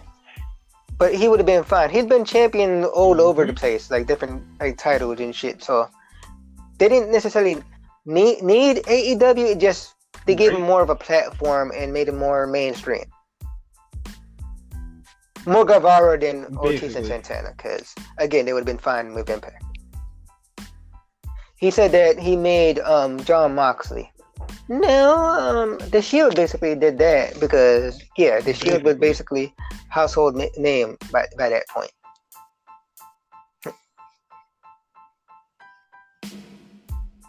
So yeah, like that one part I disagreed with. Everything else I was cool with. They got into a brawl where Matt started to win, and then like him and Guevara beat him down. Well, you could say beat them down because like I would have liked to see him beat them down with all his other entities involved. Like that would have been pretty cool, right? Yeah. So then again, like you mentioned before, fucking Cody and Kenny were on commentary, and apparently they forgot where they were. That shit was funny. Again, and then. They did, but it was so funny. He got beat down. It seemed like they got lost or something. For some odd reason, they go, "Oh, let me go help him." I'm like, wait, what? Like, that's your partner. You should have been trying to help him. It took them like 2 minutes. Like, was it me or did it take them longer shit to go? Like, they need to pay attention. And it was fine or whatever. Yeah. And then, like, it's a small pet peeve. Like, it bothered me a little bit, but, like, they're trying to make it, like, a thing or whatever. So, okay. Apparently, Matt Hardy has more powers now. And as the heels were leaving and whatever, Sammy and Jericho and whatever, fucking Matt Hardy, he raises his hands up like he's fucking Kane or whatever, and fire comes up. Tony Schiavone, where did that come from?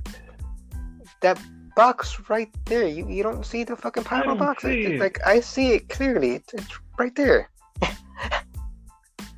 That was. Oh my god, where did that one come from? Like, because he did it like 3 or 4 times.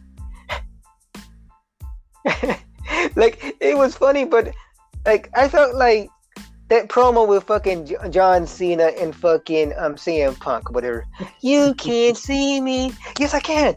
You're right there. That's basically how it was. Yeah, like I understand the mystique behind it and whatever, but like they're trying to make him the mystical powers guy. Yeah. Yes, but yeah, AEW was really good. And now we go on to NXT.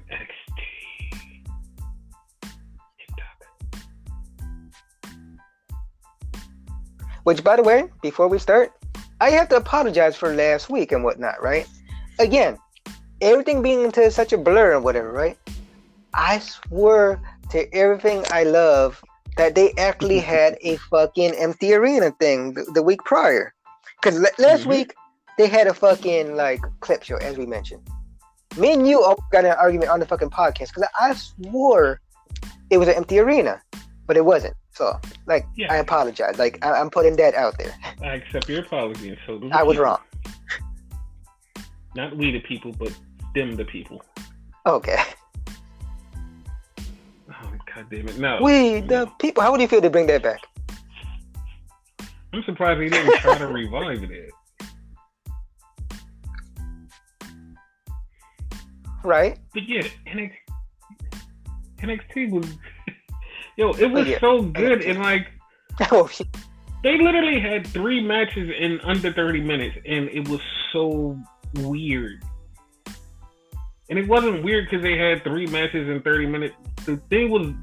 It was good, but like, after those 3 matches, you're like, the fuck? Like, it's only 30 minutes? Yeah, it's like they cram like it so felt like many more matches than matches usual into this show. And it started off with Austin Theory and Tyler Breeze, almost called him Tyler Kidd. Like they had a really good match, and if you're not a fan of Austin Theory, this match made you a fan of Austin Theory.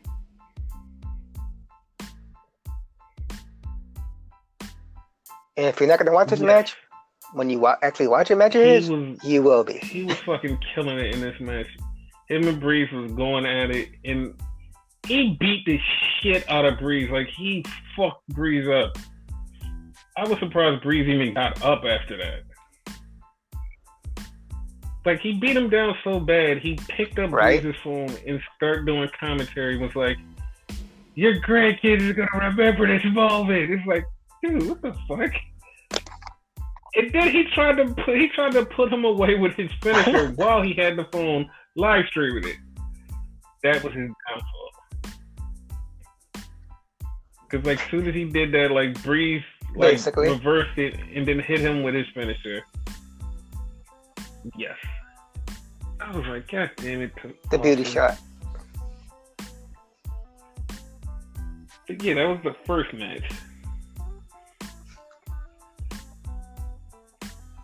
Basically. So you already know we started out for a bang. Then we had the second match for the ladder match to get into the number one contenders ladder match, which will happen in 2 weeks on NXT television.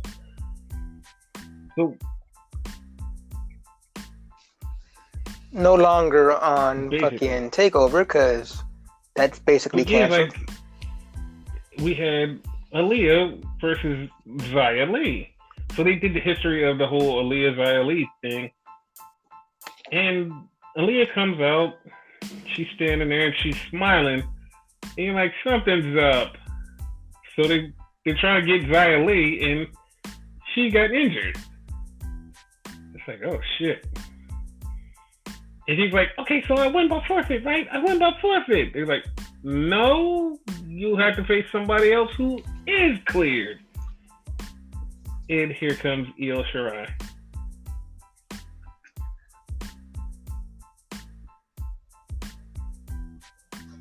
Which is funny, because right before that, we saw the two matches, right? I'm not going to mention the match. I'm not going to spoil it until we bring it up and whatever. But the match was basically a face versus a face. And we were kind of like, okay, why would the hell would they do that? Like, it's weird and whatever, right? Basically. This one ended up being heel versus heel. And it's funny because, okay. I like Io. I don't know if she was face or heel last night. Like, I couldn't gauge like the reaction. What do you think?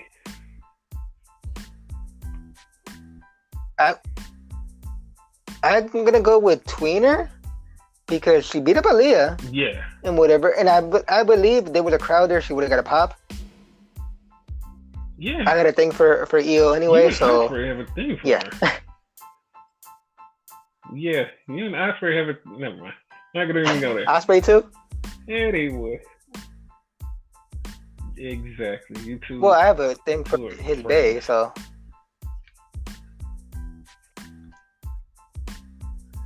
You might be. Hey, I might be an Ospreay in the low. You don't know. Though I've known you for like 20-something years. Sure. Yeah, that match happened. Did we had Roderick Strong versus Matt Riddle. Now, here's the funny thing, right? I totally forgot they had a match before this. But they had a match in another takeover. Yep.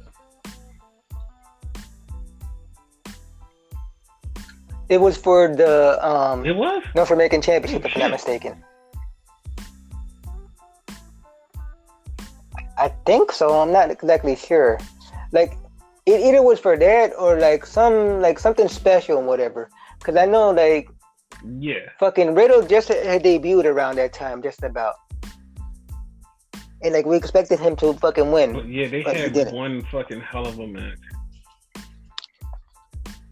They went at it Who Fernandez. Yeah.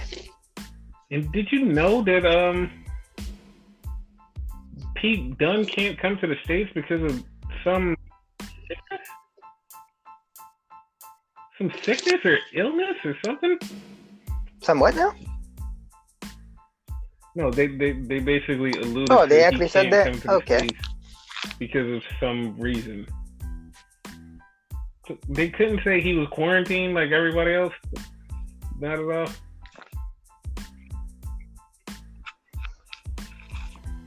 Like, I don't get Vince's whole thing. Like, that's another Vinceism and whatever, right? Just either say it or don't go into it at all. Just say he can't make it. Boom. You know what I mean? Don't be like, he can't make it because this thing happened and like we can't talk about it. So, yeah, that's a thing. Yeah, they didn't they didn't want to bring up why. So they had to say something because he's tag team champions with him. So he had to say something.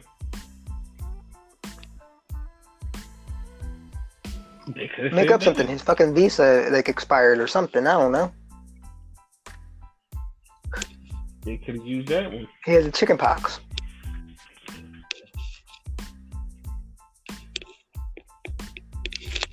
He has the flu, which is the closest thing to the situation right now. But yeah, after Matt Riddle won, he got attacked by two huge Samoans. Okay, they actually weren't Samoans. They were Arabs. Racist, dude.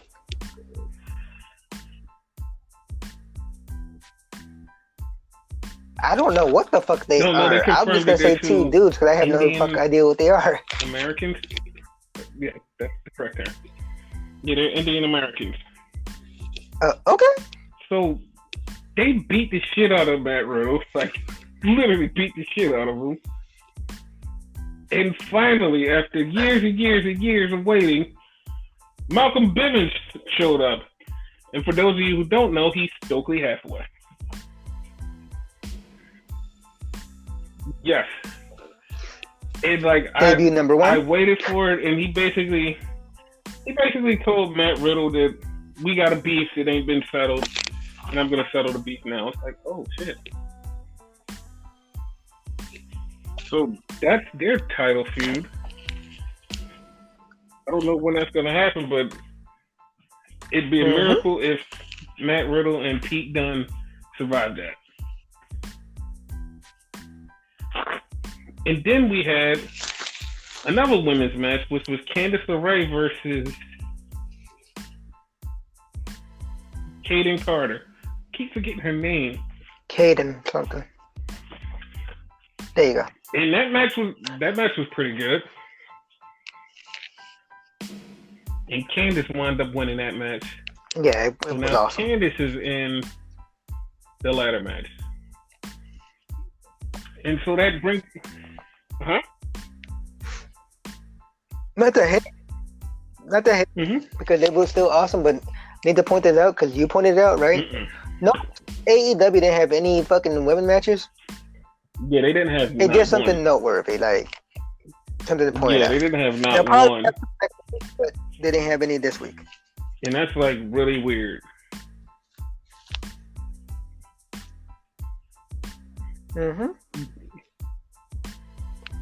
Once again, not hating. I have to clarify because a lot of people think I'm an AEW hater. And then we had a match between Killian Damos and some new dude. Like, I can't even remember his name. That's how new the guy is. Yes, some hootie. A hootie. Yeah. Why? It's like a hootie or something like that. Why? He bothered me. He bothered the shit out of me.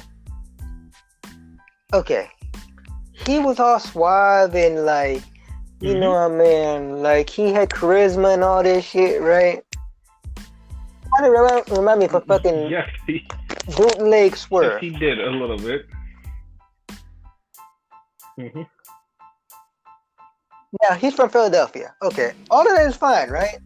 But then they mentioned the fact that he was in the fucking like war and whatever, and like some other shit. Like he's like a street fighter or something a tough guy would do. Like I can't remember off the top of my head. I remember the war thing, right?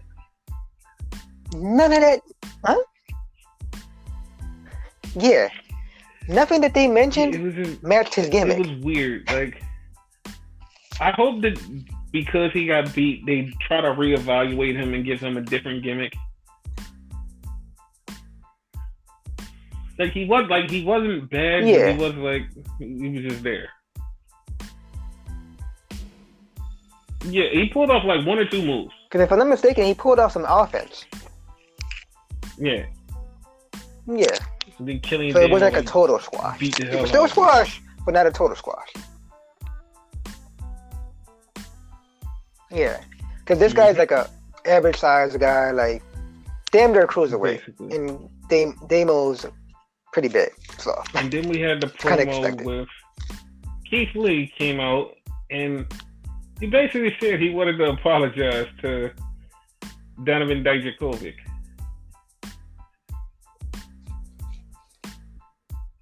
Yeah, everybody told you bad. Go hit. That was on me.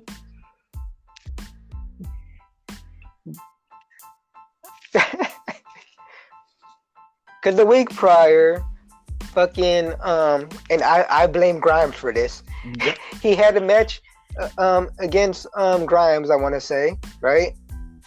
And fucking Damian Priest. Fucking what's his name? I almost did one of your numbers to call him Punishment Martinez. That's why I asked. But Damian Priest attacked him from behind. Fucking Donovan Dijak helped him. Fucking Keith turned around, saw Donovan, thought it was him. Yes. Powerbombed him. And now we have a three-way. Donovan Dijak was basically said, yo, I don't want your apology, I want your title. And then Damian Priest came out and said, yo, I want the title too because it's going to get me more women, more money, more fame, and I'm going to live forever. And then Keith Lee goes, I'm going to live in infamy. You're not going to live much longer. I was like, okay, well, that's great. That was funny. So they wound up getting set up for a triple threat match. And what? Oh, you forgot the other part. Like, Keith Lee says something to the effect of, like, you want the title, like, the man holding the title is standing right here. And then fucking, Punishment Martinez. He fucking gets his, like, nightstick or whatever out. He will, like, yeah, you're not going to be standing much longer. They are great back and forth. Like, all three of them are great. Then we had Cameron Grimes versus Tony Nese. That match was fun. It was over real quick. Cameron Grimes won. And then we went into the fucking main event. It was... Triple H came out and basically said, yo, I want Tommaso Ciampa out here. Tommaso Ciampa comes out and he starts talking to Ciampa about his career and this whole thing with him and Johnny. Then Johnny's like, wait. He's like, you're not going to do this without me. And Johnny comes out and Triple H is trying to talk to them. And he's like, you guys ruled the Performance Center. He's like, no, it was Tommaso Ciampa. He tried to jump through that window, trying to get away from me. Like, what the fuck? So they start going back and forth. And I swear they should have just shut the fuck up because Triple H kept saying it 3 times. Every time he would talk would be like, okay, you guys need to fight and you guys need to do it on the biggest stage possible. No! And they just keep going back and forth. Every time he kept saying and it was, I swear to God, one time, I swear he said the greatest stage possible too. They still said fuck it. They still said fuck it. And it's like, dude, what the fuck? Like, just shut up. Mm-hmm. Because once again, Cheap Pop, right? My YouTube channel, Everything Enigma on YouTube. right? I fucking do these matches and whatever. I fucking do simulations and whatever, right? I was getting ready to do that fucking match for WrestleMania and whatever, but they kept fucking interrupting it and whatever. So now I have no fucking idea when this is gonna go down. I'm guessing it's gonna go down that April 1st show. Listen, he's like, what do you? He's like, I'm not gonna send either one of you two out of here. He's like, you two gotta fight, and this is the last time it's gonna happen. They basically said they want an empty arena match. And Triple H was like, if you two fight after this empty arena match, he's like, get both going. And one of the funniest lines about that part when Triple H was like, I have to find an empty arena. I literally looked around, was like, you're in one now. The fuck? Like, yeah, I have to find an empty arena. Like, you're in one right now. But that's like, the reason they're having an empty arena match, because the situation, you know, they don't have. There's nowhere to go. Like, there's nothing else to do. But they'll find a building. They might not be able to like do it in that building though, you know. So. Yeah. By the way, like. Not to like sidetrack and whatever. Again, about my channel and whatever. We were talking about AEW and whatever, right? I did my own version of fucking Blood and Guts, not War Games, with fucking the Elite versus the Inner Circle. Go and check it out. If you want to check it out on my channel, feel free. Like Vic that doesn't normally like watch my channels or whatever. He actually enjoyed this one, so. Like, these are obviously they're not in the game because it's a WWE game, and these are fucking AEW wrestlers and whatever. The wrestlers look spot on. Yes, the person who did them did a great job. Yes. All props to you. But yeah. So they're going back and forth. The biggest part of that promo. Word in, go ahead. They're going, and all of a sudden, just something pops up on the screen. It's like, what happened? And even Triple H turned around. You notice how Triple H turned around? He was like, what the fuck? And then like, Gargano and Ciampa looked at each other like, are you doing this? No, what the fuck? Are you doing this? Played, and it was a TikTok, and then somebody spoke in Russian, basically saying, no matter who wins, you all lose. And like, if you didn't pay attention, like through all of the flashing images, they showed Killer Kross. Answer. Yeah, I peeped that. Question about that. Yes. Now it was a female talking in that promo, right? Was that Scarlett? Which, for those of you that don't know, that Scarlett DeVoe is his girlfriend, wife, fiance. That was her. They're involved. Did the Russian promo. So that was her? Yes, that's why she. So do you think they're gonna wind up together on television? They are winding up on television. Yes, that's why she was signed. That's why she was signed first and didn't show up together until now. Because this is all in together. Okay. A weird. Because once again, I watched both with you yesterday, and I kept switching channels. So I had watched both back to back today, and I peeped that it was a female talking. Did not know it was Russian. I just thought it was like Pig Latin or something like that. I know, like I thought it was like an ancient language or some shit. I have no idea. Oh, okay. It probably why is, Russian? Any like thing to that? We have to wait and find out. A little trivia fact that Scarlett DeVoe was trained by Seth Rollins. Yeah, that's a real cool thing. Oh shit!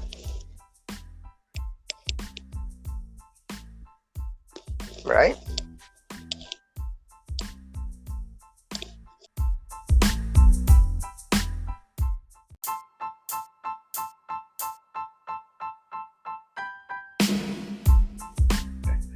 Well, that was NXT, everybody, and NXT was fucking awesome, and so was AEW.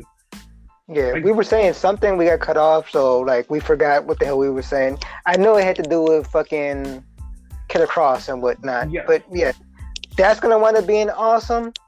His debut, and that whole match is gonna be awesome whenever the hell they decide to do it. Do you think he's gonna show up in that match, or he's gonna show up somewhere else? I think the way it was worded, he's gonna wind up killing whoever the hell wins, which I think at this point is gonna be Ciampa. So Okay, yeah, I'm totally okay with it. yeah. But yeah, as he said, that's it with NXT and whatever. Yes. So we have a lot more other news to talk about. Like, I don't know if we talked about it last week about WrestleMania being 2 days. Did we? I believe so, but like nothing's confirmed or whatever. Like it's confirmed but not confirmed because WWE keeps saying it and whatever. Like they've been saying the past couple days. No other news outlet has been saying it. Like I have an Alexa, and I keep asking her when is WrestleMania, and she only gives me the 1 day. So Yeah, and this is weird. Like, so, okay, it's supposed to be 2 days. I've seen somebody post on Twitter, like, their WWE Network thing, like, that popped up for them. It said WWE Network for $14.99, and it said the 2 days, and it's like, wait, when did it jump to $14.99? what the fuck? Yeah, like, I was like, maybe somebody took that from, like, in Europe or something where, like, the price is much cheap, like, more expensive, but yeah, it said $14.99. But they have been promoting on ESPN and other news outlets that it's going to be a 2-day show. Yeah. So I'm just, and apparently there's going to be 16 matches, 8 on each day, so we can be fully entertained for both days. Basically. As of right now, for my channel, I have 13 counting. So we have one that's supposed to be like confirmed, I guess, as of this recording tomorrow, which is the SmackDown Tag Team title match. So that should be confirmed by tomorrow. And I guess 2 other matches after that. Yeah, the women's tag team titles, and I have no idea what the other one is. Yeah. But there's a match that won't go on WrestleMania. Okay. So Roman Reigns has been pulled from WrestleMania. Say what? Yeah, Roman Reigns has been pulled from WrestleMania because of this whole outbreak. Okay. For those of you who don't know, Roman Reigns has his bouts with leukemia, and because of his bouts with leukemia, it makes his immune system very low. And to risk Roman Reigns out right now in the coronavirus just for a match is not a good thing. So keep Roman home. Yeah, I agree with that. Like, and it's funny because somebody else mentioned this and everybody tried to crucify this person. Was like, yo, shut the fuck up. Don't talk about this. And right before that person mentioned that, I saw on Twitter somebody was telling me about their family that they had leukemia and they caught the coronavirus and died because they had leukemia. It lowered their immune system, and it was like, oh, so protect Roman Reigns and try not to kill him. Basically, because as much as people like hate him and whatever, I don't hate the man. I hate the character. You know what I mean? Like, he's gonna be the star anyway, so protect him. And look, he's a father, you know what I mean? Exactly. Protect the man, you know, like, as of right now, like, I'm not sure. I think he's all that little girl has right now. For real. They have a big family, but you know. Yeah. But like, Joe Anoa'i is actually cool. He's actually a really cool person. It's just Roman Reigns we're not into. Yeah, exactly. But yeah, that's some big breaking news. Some other big breaking news that I'm very concerned with. I'm not even a little bit joking. I'm super concerned with. Okay. So a lot of people who have not paid attention to this because it was so massively under the rug, but like a little trinklings of it have come out. Vince McMahon sold a lot more stock. Now I know you're like, well, Vince always selling stock to get money. Yeah, he sold a lot of stock, but there's a caveat to this selling the stock. That's the scary part. He gets the money right now up front for the stock that he sells. The actual selling of the stock doesn't go into effect until 2024. Which is very curious. And like, when things like this happen, and I've seen this before in like other markets and stuff, the results aren't good. Yeah. Even though he just took a little bit of money, and it's like, yo, he has so much of a stock. The timeline of the 2024 thing is really odd. When you take the money, instead of taking the money right now, you're not taking it to 2024. That's a little suspect. I don't know exactly what that means for WWE, but it's certainly not a very yay thing or, oh, it's gonna be fine. It's everybody sitting around in fire going, it's fine. Yeah. The Bullet Club is fine. Yeah, that's exactly what people are thinking. I'm already in panic mode. Like, as soon as I heard the news and the actual details behind it, I was like, you know what? I'm not fine. I'm not fine at all. Oh shit. And another thing to consider is we're in the coronavirus stage. It can kill an old man. Vince is an old man. I'm not old, pal. Yeah, I know. All I'm saying is there's a lot of things at play that don't seem right. I don't know where this is going. I don't know what's up the sleeve. If by 2024 WWE is not having a major shakeup, then I'm just saying. But also, I'm just gonna throw this out there because I always throw random stuff out there into the universe, and it always comes back a little harder than what I thought. I'm just throwing this out there. I don't think WrestleMania was just on ESPN for no reason. So you think they're setting it all to ESPN? Well, ESPN does have a daddy that's always looking for new merchandise to sell and reinvent and show out. So, woo! I guess the mouse has a new place to play. I'm not saying it's happening. But it's a possibility. 35 minutes away from the Performance Center is Disneyland. No one ever put that together, and did they? Nope. Just saying. You know, I never put that together, like for real. Exactly. Exactly. So you heard it first on the podcast that there could be some big shakeups and changes coming to WWE in 2024. Don't quote me on this, but by 2024 and we're on the podcast, you're going to be like, dude, what the fuck? I'm going to be like, yeah, I told you I was working for the mouse. Yeah, write this down, y'all. Write this down. Yes.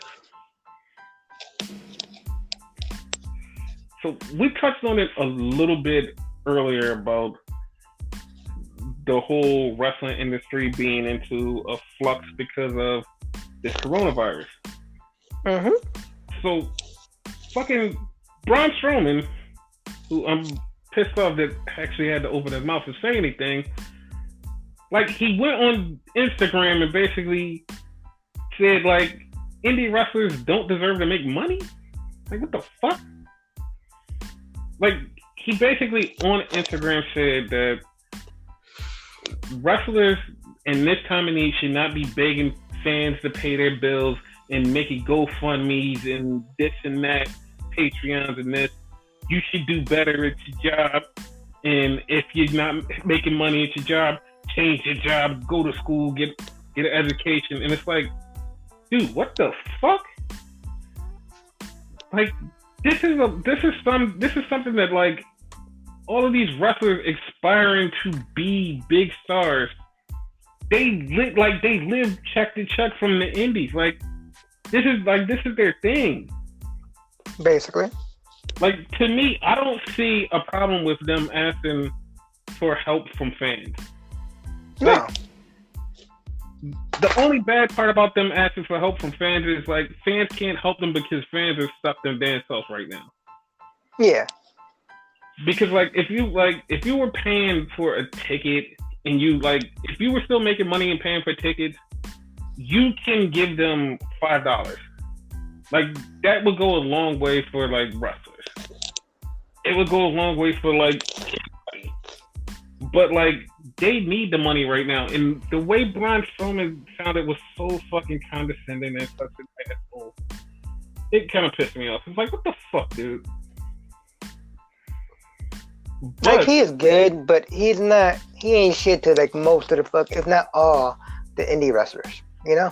Yeah, and here's the thing, like, just because you didn't come from the indies, you don't know what it takes to, like, grind and get to this situation. Like, what the fuck? Like, people like Ali was like, fuck it. He just, like, he gave out a bunch of money to the indie wrestlers, and so did Jon Moxley. Jon Moxley was like, yo, I'm gonna give $1 million for, like, all you guys can, like, at least have something in your pockets. Like, the fuck? Because at one point, you could say, like, you know, indie wrestlers were basically backyard wrestlers or whatever. You know what I mean? Like, they're not shit and whatever, they're not properly trained, blah, blah, blah, whatever. That was years ago. We're in a whole different era right now.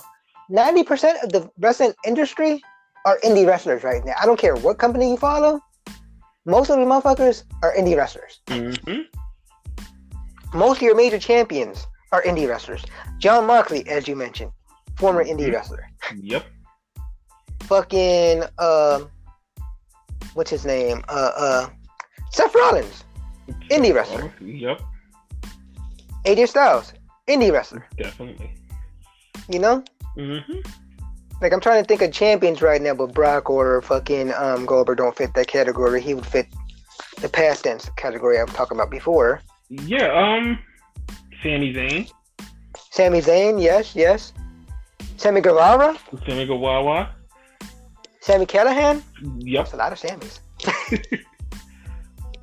Andrade. Angel, Humberto, his cousin. Yep. Even women. Not too many people know this. Like, I found this out recently. Fucking Sasha Banks had an indie career. I did not know that. Mercedes JB. Yeah. Bailey, like, she had an indie career. I believe you told me that once. Davina Rose. Yep. Yeah, this is not her first heel turn. She actually started out as a heel. And Rebecca Quinn has been wrestling for, like, most of her natural goddamn life. Which is Becky Lynch and whatnot. Finn Balor, you know, you name it, they probably been, like, in the indies. Fucking Walter. Yep, Will Ospreay, Adam Cole, baby. Yep. Hell, everyone in fucking Undisputed Era. For real. Everyone. Yeah. So, like, he has no fucking idea who we talking about. He's basically a shield for the company. We talk shit about fucking Roman Reigns and fucking Seth Rollins being a shield for the company. That was a real shield thing to say. Because at least when WWE does stuff for, like, let's say FCW, or, like, they talk about Ring of Honor or whatever, they have, like, a backstage thing. Seth Rollins has good things to say about his old companies and whatnot. Basically. Which I believe he could only speak about things he's been in. I doubt he'll ever talk about, I don't know, Impact Wrestling or something. Yeah. You know what I mean? Roman, like, I think he has the proper respect not to talk shit about other companies. No, when Roman talks shit, Roman is basically trying to entice somebody to come to WWE. Like, Yeah. he's like, he even said it in one interview. Like, he said he's not trying to like talk bad about the indies, but he would prefer people to come to WWE. Yeah. Like he said, he has no problem with them. He just preferred like they show up in WWE and wrestle there. Yeah. Because right now, WWE is not the end all be all. First of all. Mm-hmm. Second off, you need to start somewhere. You know what I mean? Basically, it's like right now. Speaking for myself, I'm a YouTuber. You know what I mean? Mm-hmm. A small, tiny YouTuber. You know what I mean? Eventually, I want to be a great YouTuber. You know what I mean? That's gonna take hard work. Eventually, from being a YouTuber, I could wind up on TV because a lot of people who started YouTubers had been on TV. You know what I mean? Whatever. You know? Yep. So you have to start somewhere. Mm-hmm. People don't see. They want automatically go to WWE. Life doesn't work that way. Well, sometimes it does, but But like, Braun Strowman is somebody who does. Yes. Let's say WWE dies and whatever, right? Mm-hmm. Then what? You know what I mean? Then they're going to AEW. No guarantee they would hire fucking Braun. Oh no, they're not hiring Braun. No, fuck Braun.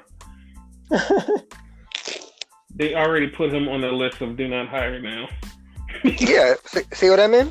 Because most of them are indies. You know what I mean? So all of them are indies. Yeah. Hell, technically, in all technicality, Cody Rhodes is indie. He did it a little bit backwards. Like, he started off mainstream and then wound up in the indies, but people still call him indie. No, he wrestled in OVW. He's indies.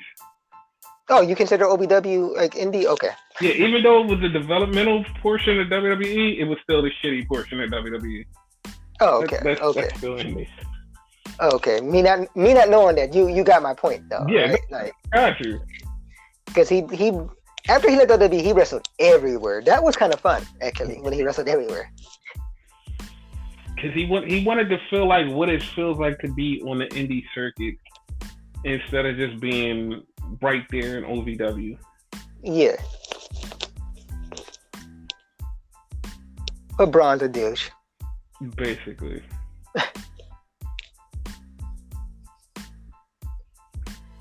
But yeah, is there anything else? Oh, there could be a million things we could talk about, but that's like the most stuff that we could talk about right now. Yeah, because that one actually kind of pissed me off. Yeah, because he came off as a dick for that. Yeah.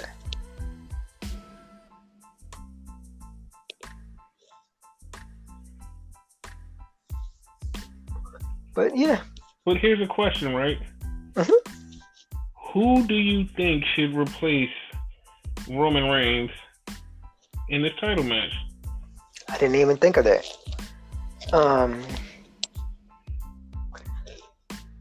They're in a tight bind right now, right? Mm-hmm. And it's a lot of matches people actually want and whatnot, right? Mm-hmm. Like, I'm gonna go with the obvious one, Matt Riddle. Okay. Here's a weird rumor that's been floating around. Uh-huh. And we just got finished talking about him. Okay. Braun Strowman. Due to the situation now. No. Here's the thing, right? Uh-huh. What if Braun Strowman does wrestle Goldberg and Goldberg still fuck him up? Like, would you feel better about Goldberg? No. You wouldn't feel better about Goldberg squashing Braun Strowman? No. Like, at that point, like, I tune out. At least Roman had my attention. Or hear me out. Uh-huh. Just hear me out. I'm listening. You know I'm about to say something. Go ahead. It is about to blow your mind. Okay.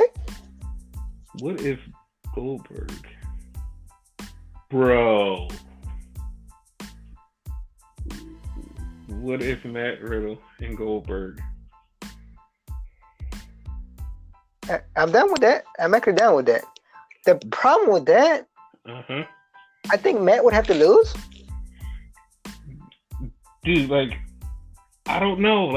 I don't know.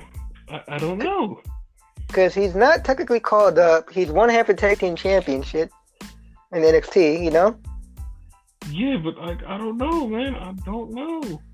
And I don't think he could be Universal Champion and Tag Team Champion in two different things, because NXT exists on its own, you know? Yeah, but here's the thing. We said Pete Dunne is stuck over there because of this whole thing.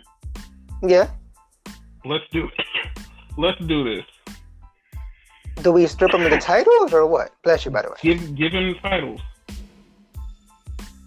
Oh, okay. Yes. Give him the titles? Give him the title. Give him the title. Okay.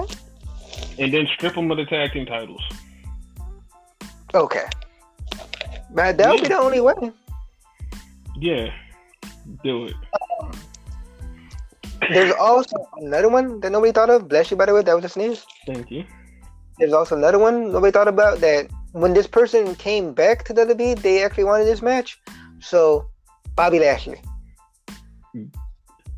Against Goldberg? Yes. That would be great. They actually wanted it against Brock, but hey, Goldberg, like, second best thing. Yeah.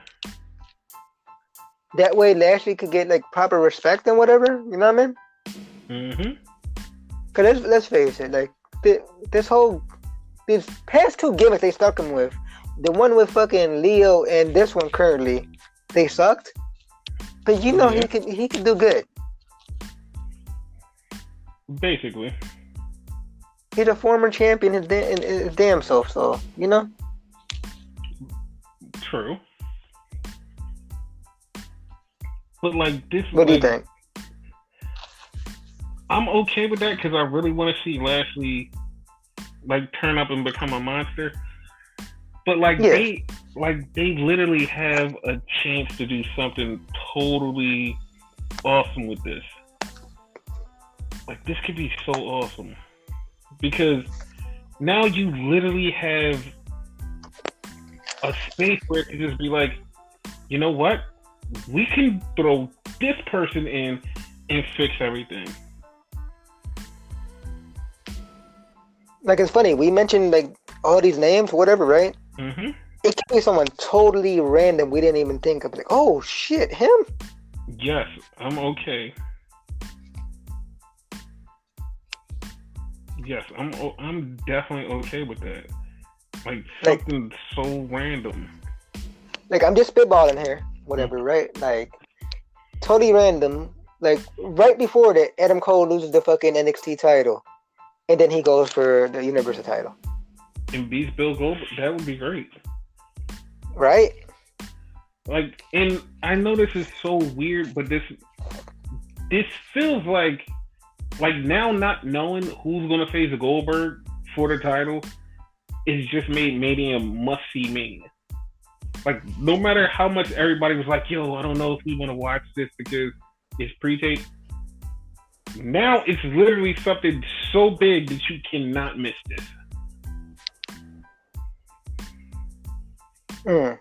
So now, like, think about it. Like, it's Goldberg now with the title against blank.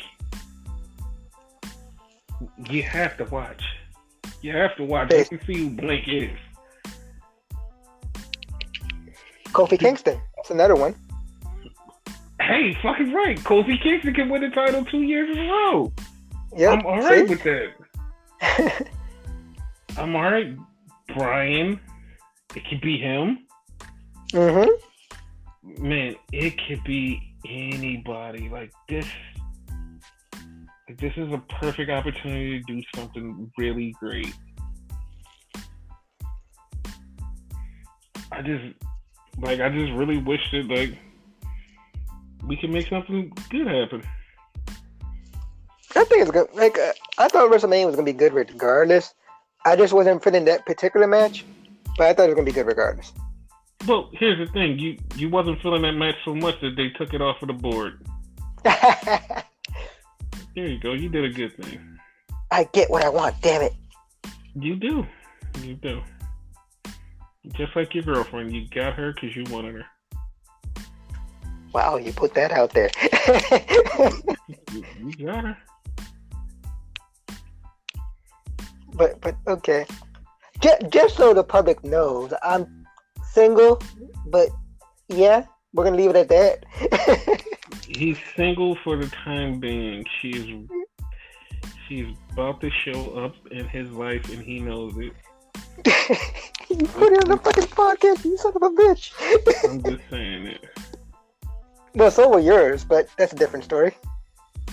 Yeah. It'll be a lovely day. In the neighborhood. No. She's not in the neighborhood. She's just here.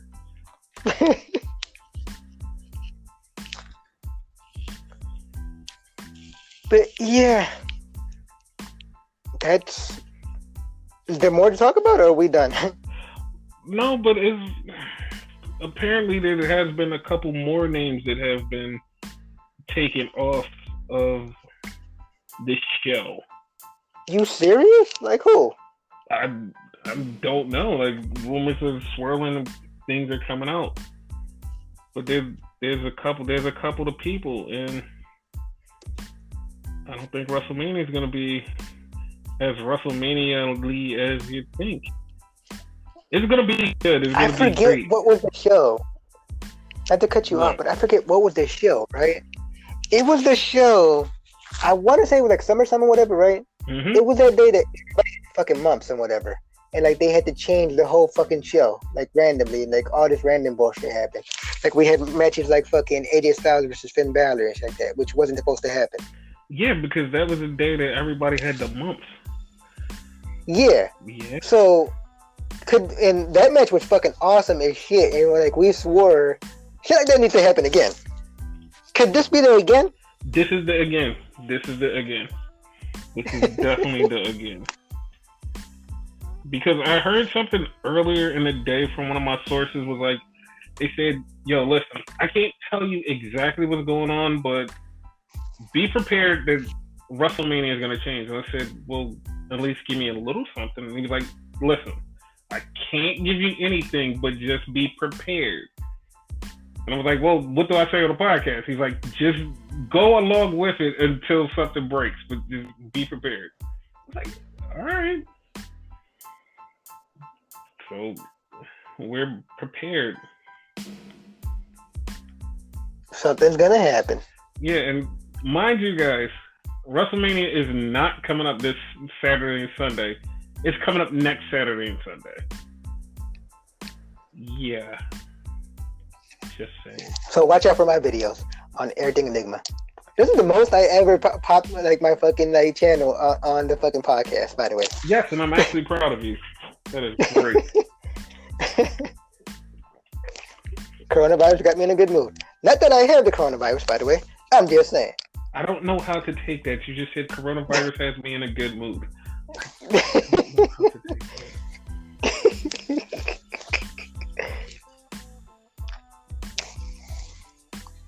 But,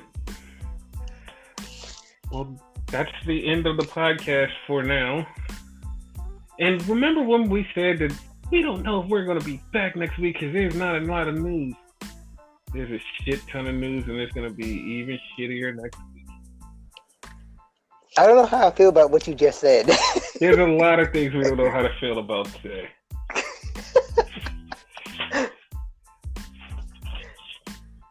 But yeah. Huh? Any last words? Yeah. Wash your hands, wash your ass, don't be racist. Fuck that shit.